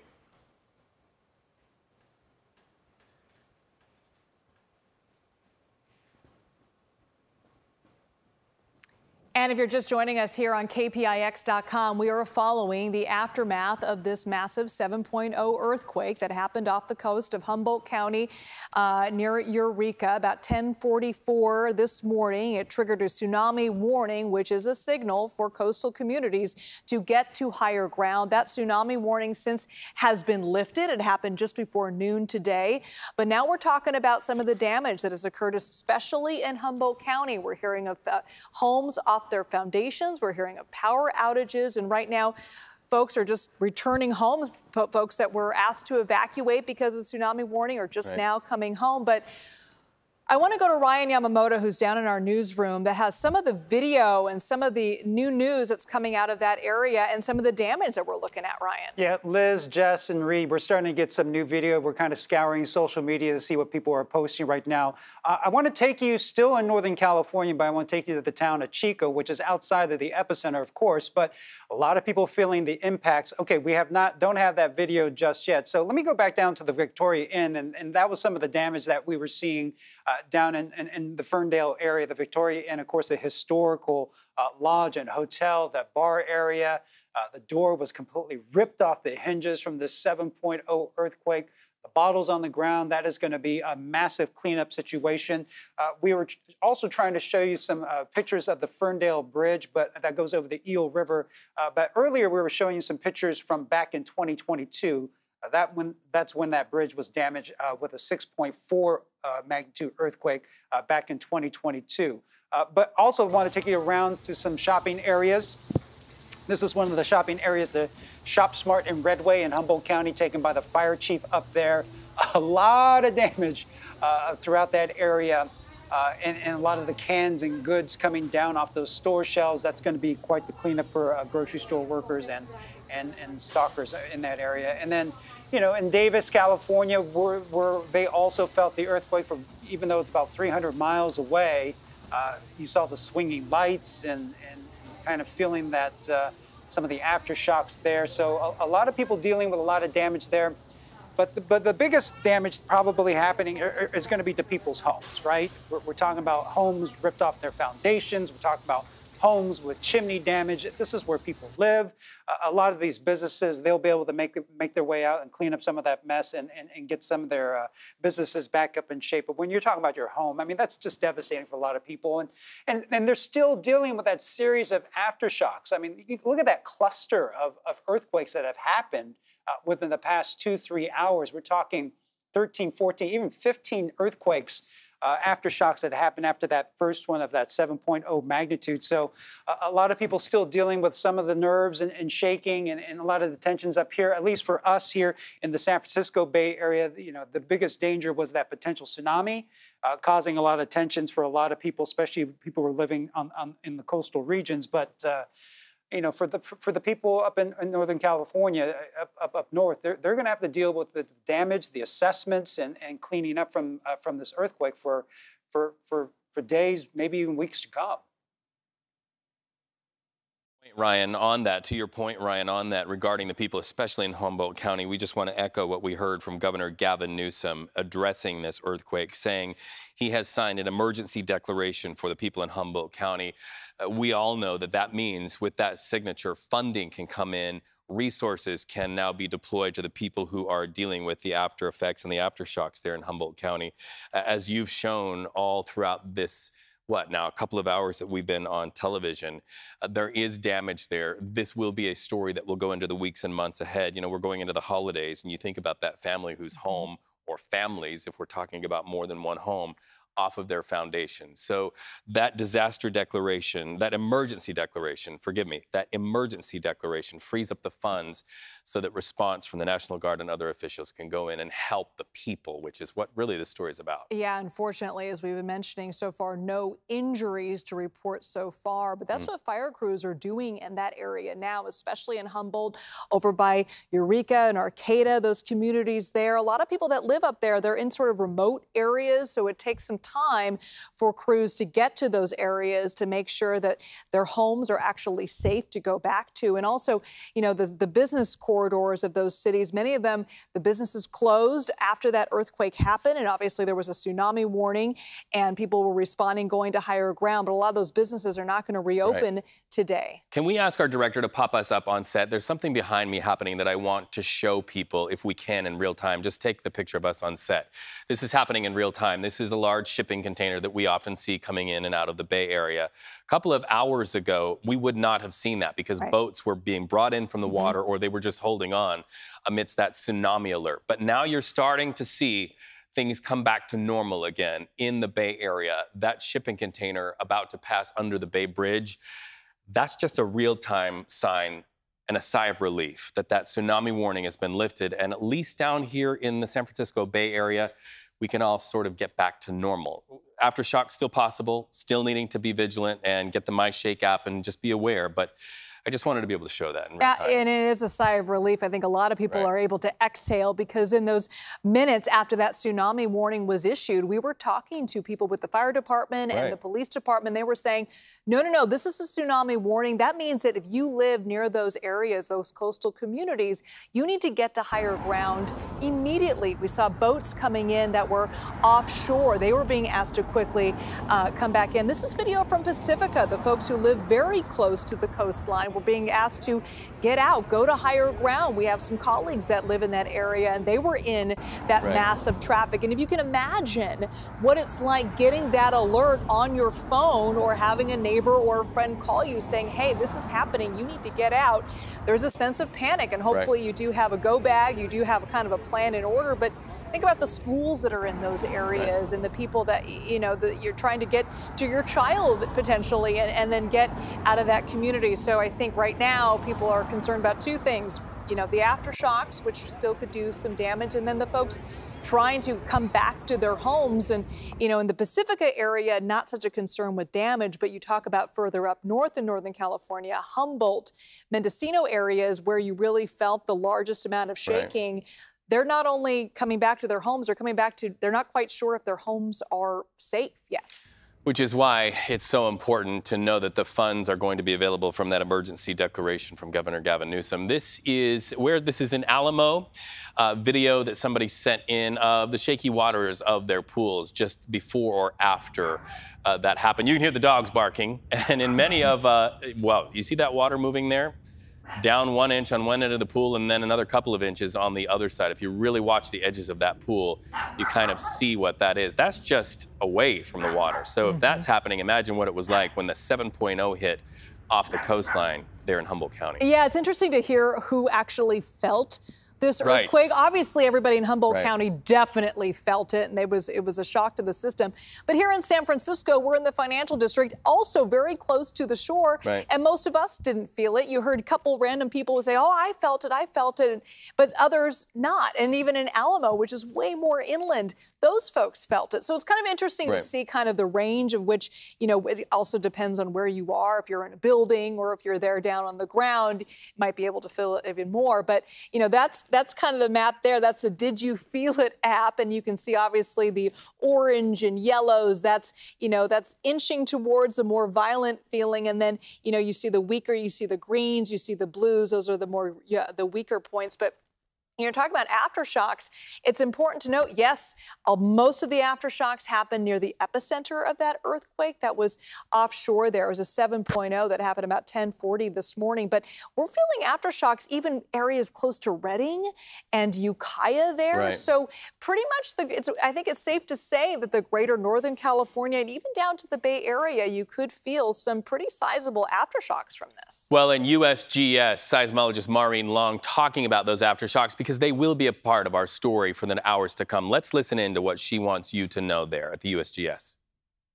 The USGS has issued already an aftershock forecast for this event, so folks can go and look that up on the details of that up on the USGS website. You know, they are forecasting that there's, you know, maybe about a 40% chance of an aftershock larger than about a magnitude 5 or 5.5. So certainly it's something that we need to be aware of. Because this earthquake happened beneath the ocean and not directly under any population centers, it's certainly the most likely scenario is that any aftershocks will be smaller than the initial shock. We can't rule out the possibility of a larger earthquake, but the most likely scenario is that any aftershocks will be smaller. Cannot rule out the possibility of a larger earthquake. Nope. So that's why information is so important. The USGS wanted us to let you know that you can go to their website. You can enter into the search term aftershock forecast, and that will help you to sort of stay up to date. Of course, continue streaming us, continue having our app, the KPIX app on your phone, of course, the MyShake app. But that aftershock website the USGS offers is really great. You have it pulled up here, and you're kind of watching the forecast I've been watching it, and we're seeing a lot of 2.5s over in Petrolia. A lot of aftershocks near Petrolia, 3.7, 3.3. Earlier this morning, there was one about a 4.0 over in Petrolia as well. So that's kind of what we're seeing so far. But we just heard from that seismologist, Maureen Long, saying about a 40% chance for an aftershock of 5 or higher. So we shouldn't be alarmed if we feel something a little bit stronger than a 2.5 or so. But look at the aftershock map there. You can kind of see the orange and red dots there on your screen. And then there's a couple of orange dots more inland. You see there next to Redding and just a little bit south of Ukiah, a few aftershocks there. So that's kind of the next part of this story is that, yes, there was the initial earthquake, a 7.0, and then there was a tsunami warning. A lot of folks reacting to that. Now, folks are returning back to their homes, many of which suffered some damage. And so when you're thinking about, these aftershocks, there's always a chance that, sometimes you can get the big jolt does enough damage and then you get something smaller and that actually can do even more damage because things loosen up, things start cracking. So that's really what we're going to be looking for now. But the governor, as we saw, he was there for a border event along the Mexico border, saying that he issued an emergency declaration, which is going to free up some funding for those communities, especially up in the Northern California, Humboldt County area that are going to need it because they did sustain some damage. But fortunately, Reed, as we've been mentioning, no major injuries so far to report, and folks are able to return to their homes, although albeit carefully as the day goes on. Speaks to a couple of things, does it not? Readiness and communication. When you really break it down, this has been a masterclass in readiness and communication. Very quickly after this happened, and you and I were in the studio together, we got the alert from the MyShake app telling us that this was expected, even down to telling us the magnitude. And at that point, they were telling us, what, 7.3? That's readiness. That's communication. Then after that, the tsunami alert that hit from the Oregon coastline down the California coastline, telling people to get to higher ground. That's readiness. That's communication. Then you started to see, in very quick order, the response. We started to hear from the community of Pacifica that schools had been evacuated, that students were being taken to higher ground. Readiness, communication, all such important things. And so that doesn't go away just because that tsunami alert has been lifted, just because we're seeing aftershocks 5.0 and lower throughout the day. Because as we saw earlier this morning, we went from a calm day when we were having a regular news day to readiness and communication happening in real time and fast at that. So keep those apps, keep the information stream flowing throughout the day. It's just the best way to help you, to help your family, and your neighbors. Yeah, and we really saw that. I think that was really so touching now. Looking back on kind of those initial couple hours there, you see neighbors calling their neighbors saying, hey, time to get out. Did you see the alert? Especially folks that may not have access to a cell phone right away. And you just really saw people coming together, especially in the community of Pacifica where Gianna Franco was. She talked about calling her neighbors, calling her friends, making sure everybody was okay, and then having a plan to get out. And if you've been to Pacifica, you know there's not that many ways in or out of that community, so you really saw the backup. But now folks are, of course, able to return back to their homes. But that's the next issue, is that not only we're dealing with aftershocks, we have the traffic jams of people, thankfully, able to safely return home. Jessica Birch is in very early in the morning, so she has now served you, the viewer, for hours and hours. Now we bring in Darren Peck for the next chapters of this. I'm so glad to have a scientist on set. That's great. Full disclosure, I don't think you or I ever got straight A's in STEM. So no, Darren, no, they told me there'd be no Thank math in this, so I'm glad you're here. You know, the challenge about a day like today is these happen so rarely that all of us need kind of a regrouping to contextualize what's happening. Right. Thankfully, we've gotten past the worst of this in terms of the tsunami threat. Right. But I think a little more kind of digging into how do we respond to these every time these happen? For sure. How can we have some better information on this? I think a good place to start in terms of tsunami concerns and threats here in California, there is one very notable example of a significant tsunami that did cause a lot of damage and take a lot of lives in California. And that happened in 1964. And it happened up along that far northwest coast. Right where this happened? Well, what's different, yes. In the neighborhood. Exactly. The tsunami happened there. The earthquake didn't.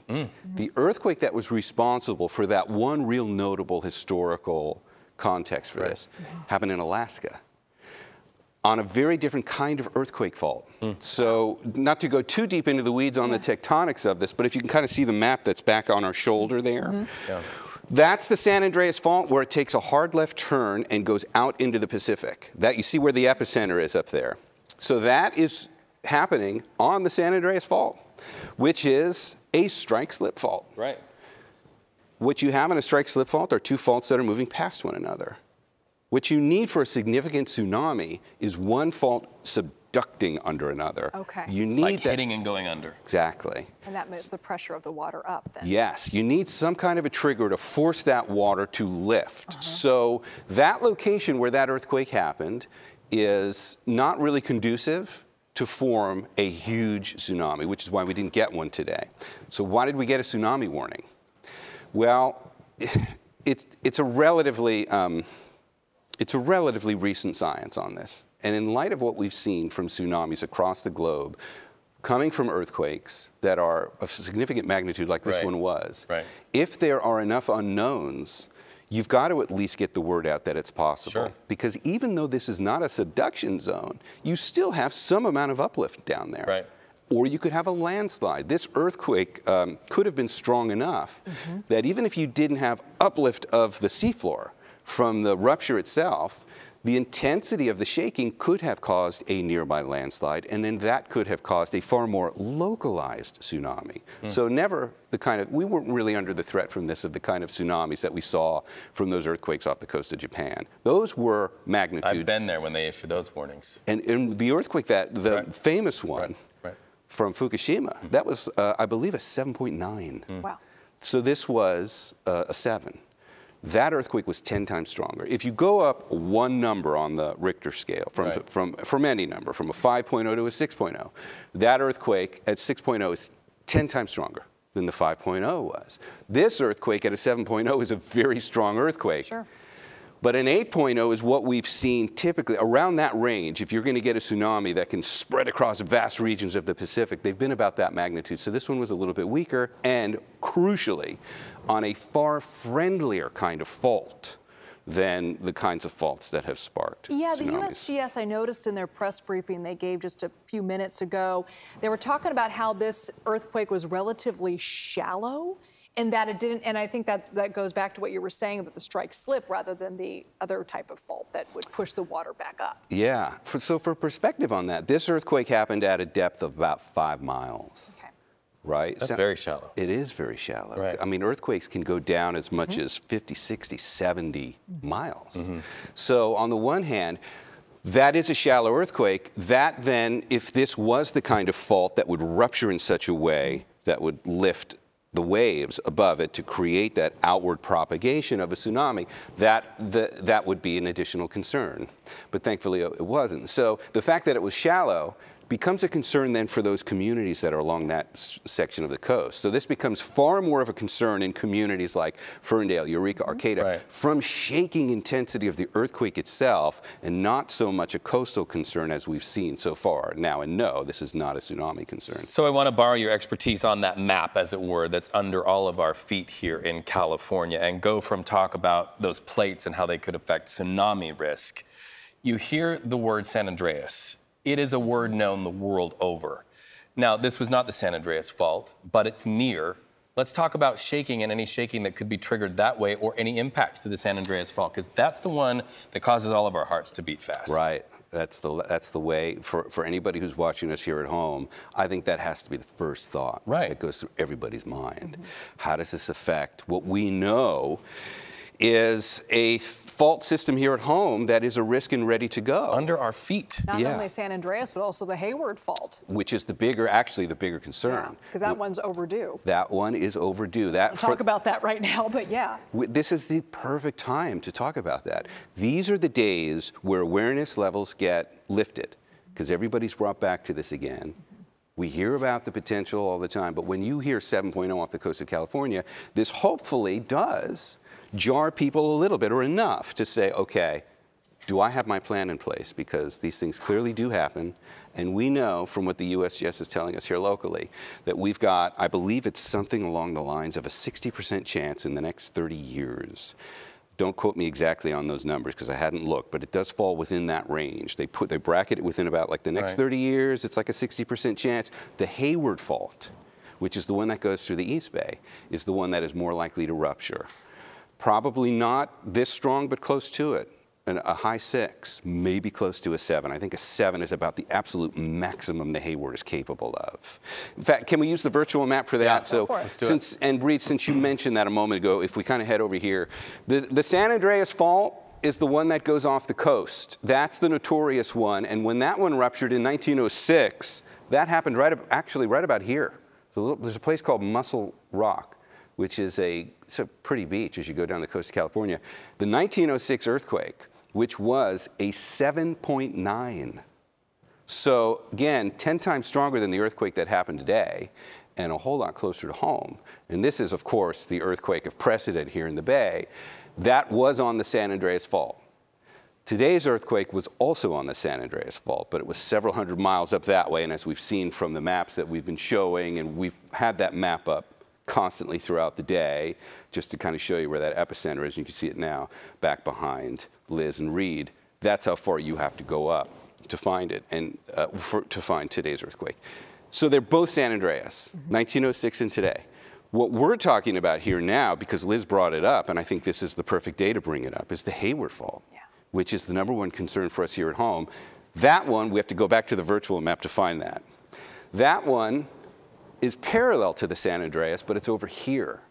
It's not nearly as strong as the San Andreas. It doesn't go for as long. The San Andreas goes for thousands of miles and is the plate boundary between the entire Pacific Ocean and North America. That's the big meeting point of plates here in the Bay. But it's such a powerful fault system that it has fractured off more than several, dozens of smaller fractures that are taking up that movement as well. In other words, if the Pacific Ocean is getting pulled up that way, and we're all kind of getting dragged that way in terms of the faults, right? So that's what the San Andreas is doing. You've got, nope, it's going this way. Pacific's going that way. And the rest of the city's going that way. There's a lot of movement there, and the San Andreas can't do it all on its own. So now you've got a whole series of smaller faults. The Hayward is the most important one, and that one goes right through the East Bay. A couple of things about the Hayward. One, sure, it's not capable of producing as strong an earthquake as the San Andreas. That's good news. But the Hayward is still capable of producing an earthquake in the high 6s or 7s, and it runs directly under homes, businesses, freeways. It's directly under a very dense urban core. People impact. People impact. So from the people impact side of that, Reed, and because from work that the USGS is able to do in looking at fault histories and the in-depth research that they've been able to do so far on this, it's got a higher likelihood of going. There will not be a quiz on all of this, but we are learning. I appreciate that. That was so great through our virtual technology to be able to see that. Stay with us. We want to let our viewers know what Governor Gavin Newsom had to say about getting help to the people up in Humboldt County. Listen. We're concerned about damage, particularly in the northern part of the state, in Del Norte and Mendocino and Humboldt County. As a consequence of that, I just signed off on a state of emergency, a declaration that will allow us to provide more resources, provide some of our National Guard resources as needed, access to state fairgrounds, waiving some contractual obligations for that part of the state. It's another reminder of the state that we live in and the state of mind that we need to bring to our day-to-day reality here in the state of California in terms of being prepared for earthquakes. Governor Newsom there saying that he is issuing an emergency declaration for the folks up in Humboldt County. They're going to assess the early damage up there right now. We've heard from supervisors, fire crews, police crews as well. They're looking at some of the damage at different homes and businesses. We're hearing some homes even were removed from their foundation. But I want to go down to Ryan Yamamoto. He is in our newsroom to kind of go over some new video that we're just seeing. Ryan? Well, you guys were talking about how we all reacted once we received those alerts on our phones. Well, our Gianna Franco was in Pacifica. She was in the middle of all of that as it was happening. So this is video that she sent in as residents along the coast were told to evacuate and seek higher ground due to the tsunami warning. Those evacuation warnings, of course, have been lifted, but you can see all the people getting into their cars and now trying to get to higher ground after that first tsunami warning hit, because we did not know at that time when that tsunami warning was triggered if it was indeed going to hit the coast of California. People parked along the hillsides also waiting out the evacuation orders, and they were also looking to see if that tsunami indeed was going to come, if they're going to see the waters recede and then come back with waves. Our Gianna Franco spoke to one resident who evacuated from the lower Linda Mar neighborhood. Well, I was ready to bring my grand dog for a walk, and my wife said, you might reconsider. There's been an earthquake up in Ferndale, and there's a tsunami warning. So I had to get changed, and we got the cars up. I have a rental property up here, and we headed up here. So I think the one thing that we can take away from this, once those warnings and the tsunami warnings did get triggered onto our phones, everyone reacted, and we all reacted properly, right? Again, so the tsunami warning has been lifted. No recommendations to evacuate at this moment, but there was a lot of tension at one point. All these people were leaving the coast of California. You had all these schools in the San Francisco area and Marin County, all over the Bay Area that were closing and evacuating. I actually had a school that was supposed to come here and do a tour of the station at 1 o'clock, but of course they got the warning from their school district that they needed to shut down the schools and evacuate their schools and send the kids home. So they were upset, like, I'm sorry, we can't come see the station right now. But, once again, everyone reacted very properly. And it is a reminder, too, to make sure you have your go bags. And, we have ours back in our apartment right now. And, unfortunately, I wasn't able to go grab it, but it is a good warning to have. But this is also a video from See's Candy in South San Francisco. They also evacuated, too, because they didn't know what kind of threat they were going to face. Our producer, Alondra, mother works at the factory. We've all driven by this factory in South San Francisco. But they all evacuated, but of course, they're now back to work. But I want to go through, and we've shown you this damage, but this is the damage that we have seen in Humboldt County. This is in Ferndale, and the historic Victoria Inn. You can see all the bottles on the ground. The editor from the Ferndale Enterprise sending this video out. But the cleanup is going to be extensive, and the damage is extensive. Fortunately, not overly serious, but, it was enough to shake the hinge, that door off its hinges right there. And then, grocery stores, they took a big brunt of the damage also. Store shelves getting knocked down, canned goods flying off the shelves. You can see all that liquid on the floor. That's going to be a big mop-up job.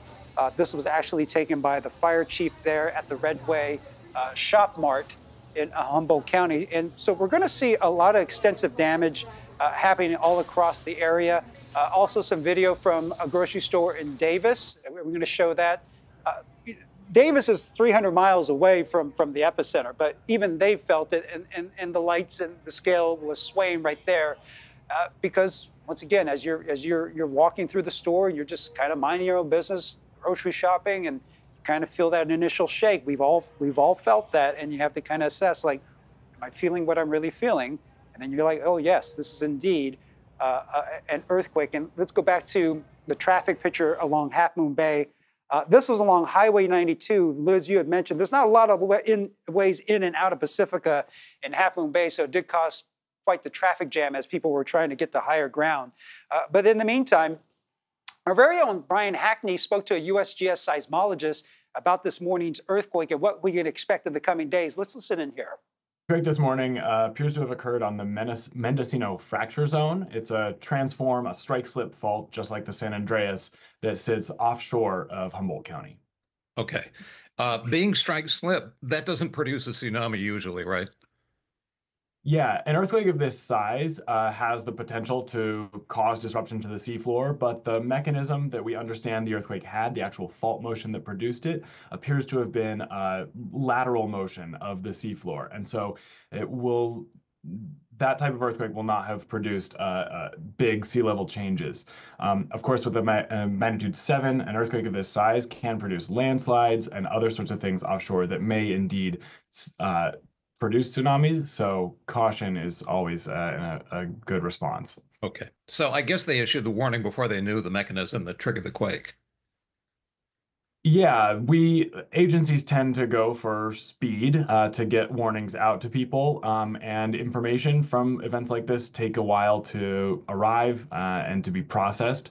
And so as people who were very aware may have seen, in the early moments after the earthquake, the magnitude and location get updated continually as information floods in from stations from seismic stations and instruments around the state. And so it's not uncommon at all for initial information to get updated as we get new data. Okay. Is this a naive question? Is this a common place for earthquakes in California? Yeah, this part of California is about the most productive part of the state in terms of earthquakes. There have been quite a few of these large magnitude earthquakes. Just a few years ago, there were earthquakes between magnitude 6 and 7 in 2021 and 2020. There have been others through the decades. The largest in the area in recent memory was 1992. It was a magnitude 7.2 earthquake. Yeah, Ferndale really got hammered by that. I would assume that they're probably going to have some damage up there today. Let me ask you this. Can they expect, again, a naive question, can they expect more earthquakes, a lot of aftershocks? Yeah, this sequence is producing a pretty robust set of aftershocks. That's common. Large earthquakes beget more earthquakes. In general, they get less frequent with time, but people who live in the vicinity of the earthquake that just happened, of the epicenter, should expect to feel additional earthquakes through the day and week.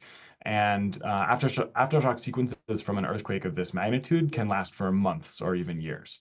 Okay. Now, the San Andreas Fault is the culprit behind today's quake. San Andreas Fault runs through the Bay Area. Any implications for us? Do we need to be on heightened alert in the Bay? Well, we live here in earthquake country. There's always the possibility for large earthquakes. Today's on the Mendocino Triple Junction, faults up in Northern California, don't inherently portend anything significant elsewhere in the state or on other parts of the state's fault system. That said, of course, near the epicenter of this earthquake, there will be additional earthquakes. Those are aftershocks. In general, they're going to be smaller than the original earthquake. The USGS does, yeah, go ahead. That does bring up an interesting point. Could they, I mean, as usual, in the first, 24 hours, there's an enhanced probability up there. Could this be followed by a bigger quake than a 7? There is the potential for any earthquake to be followed by a larger earthquake. In general, aftershocks of a large earthquake, the brunt of them are going to be smaller. And in most cases, all the aftershocks are smaller than the original earthquake. The USGS does put out and update regularly aftershock forecasts. And so people can look up the live dynamic probabilities of additional earthquakes of a certain magnitude over certain time windows. And I think the important thing to point out is that of course, in the aftermath of a big earthquake is a really important time to be aware of your own earthquake preparedness and readiness. But we live in earthquake country, and the potential for a large earthquake always exists. And so the earthquake this morning shouldn't cause too much undue concern that there's additional risk everywhere. So you're listening to Austin Elliott with the USGS talking to our very own science guy, Brian Hackney, kind of breaking down what we experienced today, earlier this morning with that 7.0 earthquake. basically saying that that area up in Northern California is very common to have that kind of earthquake and that cluster of earthquakes. But I'll say it with you. I mean, anytime that you say the word San Andreas Fault, you perk up and you take notice, because that, of course, is the most famous of the fault lines here in California. Yeah, yeah, we are in earthquake country, as he mentioned. That's very, very true. Anytime you feel that initial jolt, it always takes everybody a half a beat to kind of realize, okay, this is an earthquake.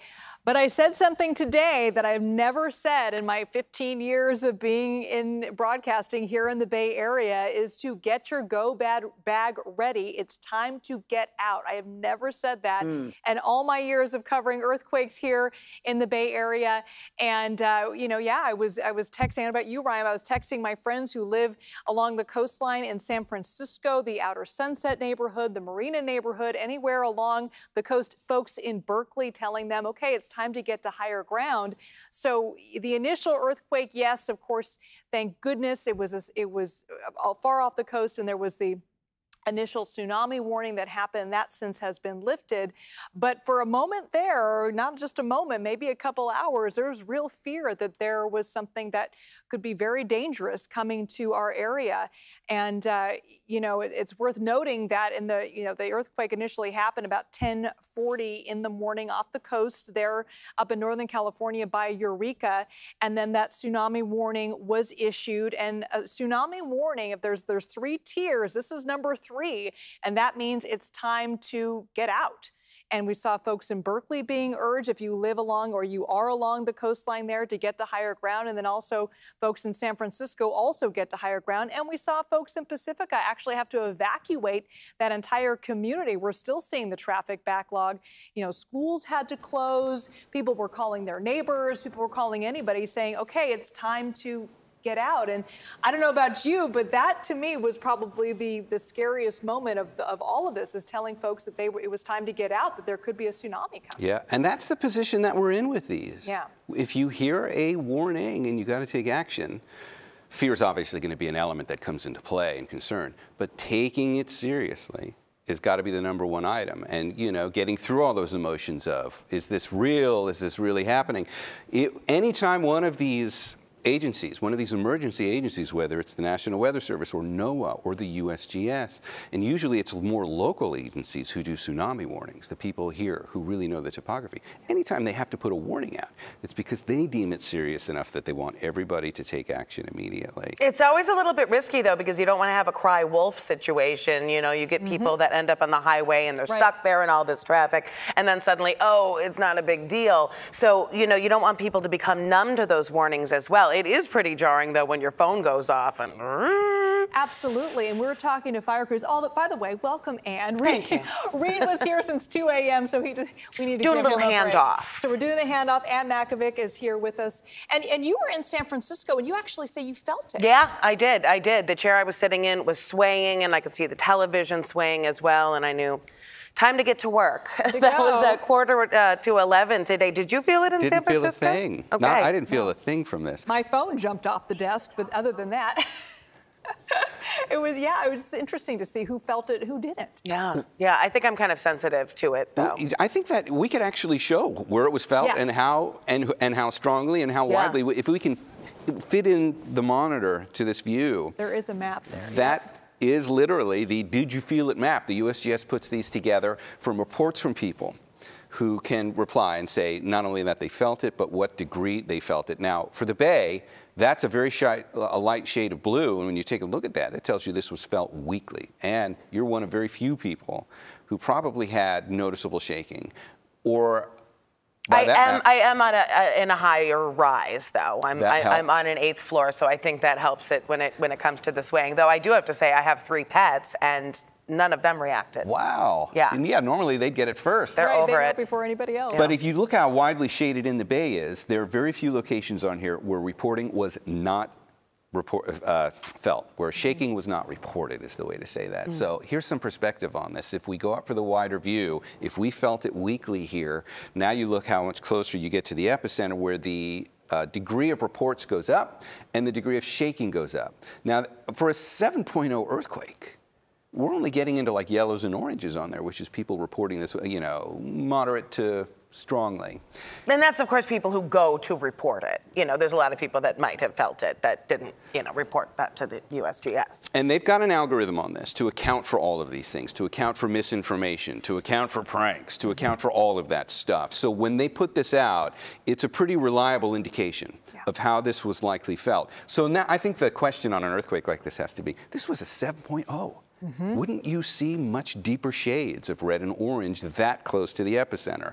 And that's where, just a very quick distinction, the 7.0 is only telling you the amount of energy that was released by this earthquake at that epicenter 5 miles down. It's one way of measuring an earthquake on the Richter scale. It's the most common, it's the one that always gets said first, and it's the one we rely on most to quickly put some context on it. But it's only one way of assessing an earthquake, because the shaking intensity is the other one, and they're very different scales, and they're very different measurements, and they have a whole different kind of context to it. So let me ask you this, actually. Do they account for the fact that there's not a lot of people that live up there? Yes, that is part of this. This is rural. It's not as densely populated, but there are still enough structures in communities here, like Eureka, Arcata, Ferndale, which we were hearing from that USGS expert in Brian Hackney a moment ago, that or power outage maps like this. Yeah. Okay, before we go here, I want to take a look at this PG&E outage map here. This is in Humboldt County, kind of the area that did definitely feel the 7.0 earthquake at 10:44 today.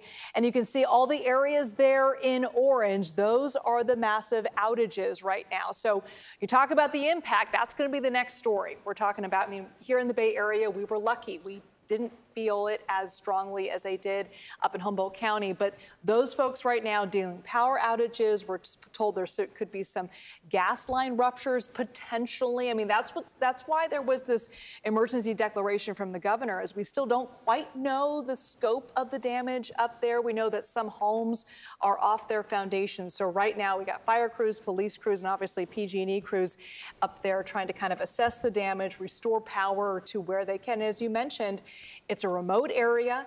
A lot of the businesses there had to close for the day, and a lot of folks who left kind of in a panic trying to get to higher ground are now just returning to their homes.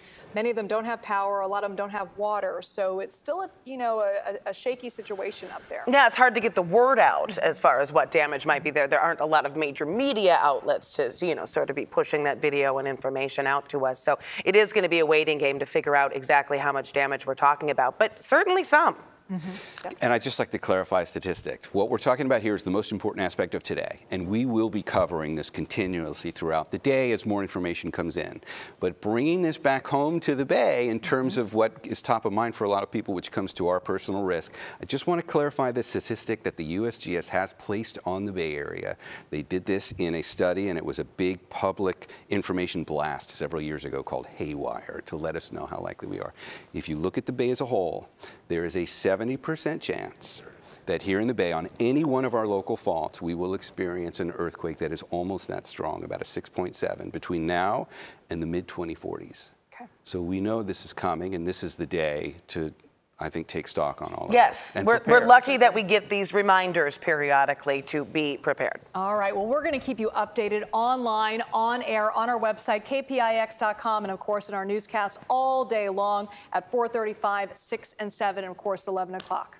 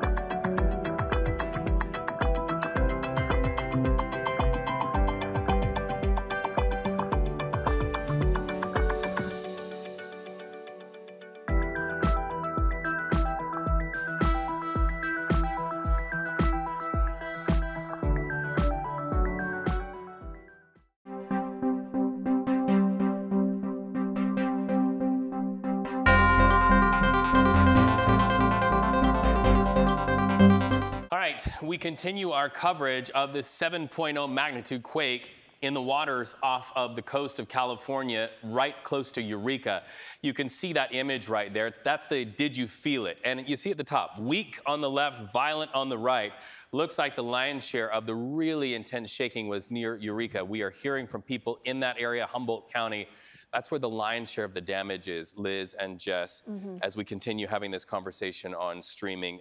Homes in the Humboldt County area reportedly shaken off of their foundations. Of course, that raises a lot of questions about injuries. So far, no reports of any injuries. So far, no reports of any injuries, Reed. But we saw video from earlier today when that initial shaking happened, and you just saw the lights going back and forth. And also, you know, you looked at some footage from grocery stores in the area. A lot of these are small businesses there. You can see all the cans and the canned goods on the floor there, and just a lot of destruction. We spoke to a supervisor in the area and say, you know, this piece of video, this only tells a little slice of it. Some folks are really returning home to find their homes again off their foundations. There's, you know, power outages, there's some gas line issues, there could be some down power lines, and a lot of the folks that felt it probably the hardest are in remote areas. So many of them just left, they went to higher ground, and a lot of the businesses in those areas not going to reopen today as a precaution. So I want to bring in Jess to kind of recap what we saw, what all started at about 10:44 this morning, this initial big jolt 7.0 earthquake right off the coast of Humboldt County in Eureka. And that's when we were all getting that MyShake alert on our smart devices, widespread throughout the Bay Area to take cover. Moments after that, we got updates from the National Weather Service that a tsunami warning was in effect, stretched from Alameda County down into our coastal areas, all throughout the mouth of the bay, stretched down into Santa Cruz. That has now passed. As an update, it was about an hour ago, that alert issued by the National Weather Service regarding the tsunami threat has now passed after this magnitude 7.0 earthquake happened about 45 miles offshore at about 10:44 this morning, just offshore of Humboldt County. You see all those light dots just offshore and slowly creeping its way more inland. Those are the aftershocks. We've seen about 20 so far, some of the strongest closer to around 5.0. And now as we take a look at the aftershock forecast, the biggest concern right now is about a 3 to 4.0 magnitude earthquake to continue with those aftershocks. About an 87% chance as of now that community members throughout those areas that initially felt that 7.0 can still feel a 4.0, and about a 99% chance that a 3.0 can still happen throughout the rest of this week. We'll continue to keep a close eye on that. Well, and you know, Jess, here in Northern California, I have often heard, look, if it's not a 4.0 or above, I don't really worry about it. But, you know, if those aftershocks are 4 or below, especially up in Humboldt County, those are really nothing to really take lightly, because you may have homes whose foundations are compromised, and it might just be enough to do even more damage, right? Right. No, you're completely right. And that's exactly what we're continuing to monitor right now. First responders are out there. Once that tsunami warning lifted, then first responders felt a lot safer to head out to those coastal communities that felt that initial shock. We're watching the video come out of that area. This was breaking doors off door hinges. This continued to shake lots of community members up there, with a lot of damage still to assess right now. But you look at this map, look at the Sacramento Valley, anywhere from Redding down into Chico, Sacramento, and we saw video out of Davis and Santa Rosa coming out of our local communities. They felt this earthquake too, and we're continuing to feel the aftershocks right now. Yeah, and I want to extend it down to Ryan Yamamoto, who's in our newsroom, with some of the video of the damage that Jess just was talking about up in Humboldt County. Ryan? Yeah, you guys were talking about the video. You're talking about all the damage that we've seen all across Northern California. Let me give you a look at some of that damage right there. I'll start in the Bay Area, so we'll start here in South San Francisco. This is video from See's Candy. This is from the factory earlier. This was a scene from our producer, a video taken from Alondra, whose mom works at the factory. Of course, a lot of businesses, a lot of schools, a lot of homes and homeowners, especially those living on the coast, had to evacuate, especially when that tsunami warning was triggered. Of course, that tsunami warning has now been lifted, so a lot of people going back. But we talked about the damage, and there is a lot of damage up in Northern California in Humboldt County. I'm going to take you to the Victorian Inn. This is a historic inn in Ferndale. If you go to Ferndale, you've probably been inside. It was built in 1886. You can see all the liquor bottles have fallen to the ground behind the bar, creating quite the mess. That shaker so strong that 7.0 has shook the front door right off of its hinges. And so, once again, there is a lot of damage in that area. And then let me take you to some footage inside one of the grocery stores there. This is damage from a Shop Smart in Redway in Humboldt County. This was taken by the fire chief up there. That shaker just knocking all kinds of things off the store shelves, canned goods, other items off the shelves. That's going to be a big cleanup. And as you can imagine, as those aftershocks keep happening and happening, people are wondering, I mean, should we even begin to clean this up, or should we wait for things to kind of settle down? And this was kind of our experience here, but I'm going to take you to the city of Davis. This is video inside one of the stores in Davis. You can see the lights and all the produce scales swaying back and forth. You know, they're like, what, 300, 350 miles away from the quake's epicenter, but we were feeling the earthquake as far away as City Hall here in San Francisco. But once again, it's that moment where you're standing there, you're just grocery shopping, and all of a sudden, am I feeling what I think I'm feeling? You kind of have to assess what's happening, and you kind of look up, you see things swaying. Of course, that is indeed an earthquake. And this is a picture of the traffic from Half Moon Bay off Highway 92 heading into the peninsula. This was the evacuation. You know, when that tsunami warning was triggered and we all got that alert on our phone, now we know we're in a very potentially dangerous situation. So a lot of people living on the coast, especially in the Pacifica area, they immediately went to high ground. That caused some traffic jams up on like Highway 92. This, of course, is out of Half Moon Bay, heading out of the peninsula to the higher ground. But the good news, of course, that tsunami warning was lifted, and so a lot of that tension has eased. But as we're dealing with a lot of the damage up in Northern California, they're still experiencing a lot of that damage. They're still assessing a lot of that damage. And we showed you earlier from damage from the Fern Bridge in Ferndale. That sustained some serious damage there. That's going to need some repair. So they're probably going to have to shut down that roadway. But that's an area that has experienced a lot of damage in the past. Back in 2022, during a 6.4 earthquake, it also sustained damage that, and they needed $6 million in emergency repairs. And speaking of emergency repairs, we're hoping to hear from Governor Gavin Newsom and from Cal OES also as they give their assessment of the damage. But as soon as he comes, we will bring that to you live. Well, it's important we cover the people, the places, and the things. We've talked about the places, the things that are damaged. Let's talk a little bit about the people. Ryan, and those of you watching right now, Liz and Jess, who are with us, and Ann Makovic is about to join us here in the studio as well. We are able to tell you that we've heard from one of the supervisors, the county supervisors up in Humboldt County.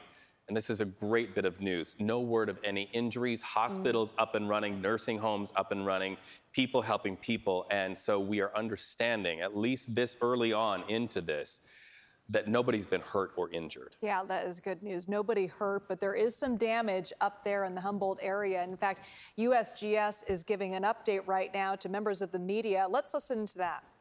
To figure out. So these earthquakes happen a lot. There's, you know, the velocity of how these plates move is relatively high, and these earthquakes are releasing just little pieces of that stress. And so this doesn't tell us anything about the likelihood of a large Cascadia event. It doesn't rapidly increase or decrease the risk of that occurring in the near future. And it's going to take a more subtle analysis to even sort of get at some of the details of how this may affect neighboring faults. Thank you. Great, thank you. So we're going to go ahead and take one last question, but I want to remind you can still write to earthquakemedia@usgs.gov, and we're happy to place one-on-one interviews with some of our seismologists here. So don't feel like if you have more questions, just contact us again. Brian, it's your turn. Please state your name and affiliation. Yeah, hi everybody. It's Brian Fagula from 96.5 KOIT in San Francisco. And one of the questions that we had from one of our listeners was, in the city of Pacifica, a very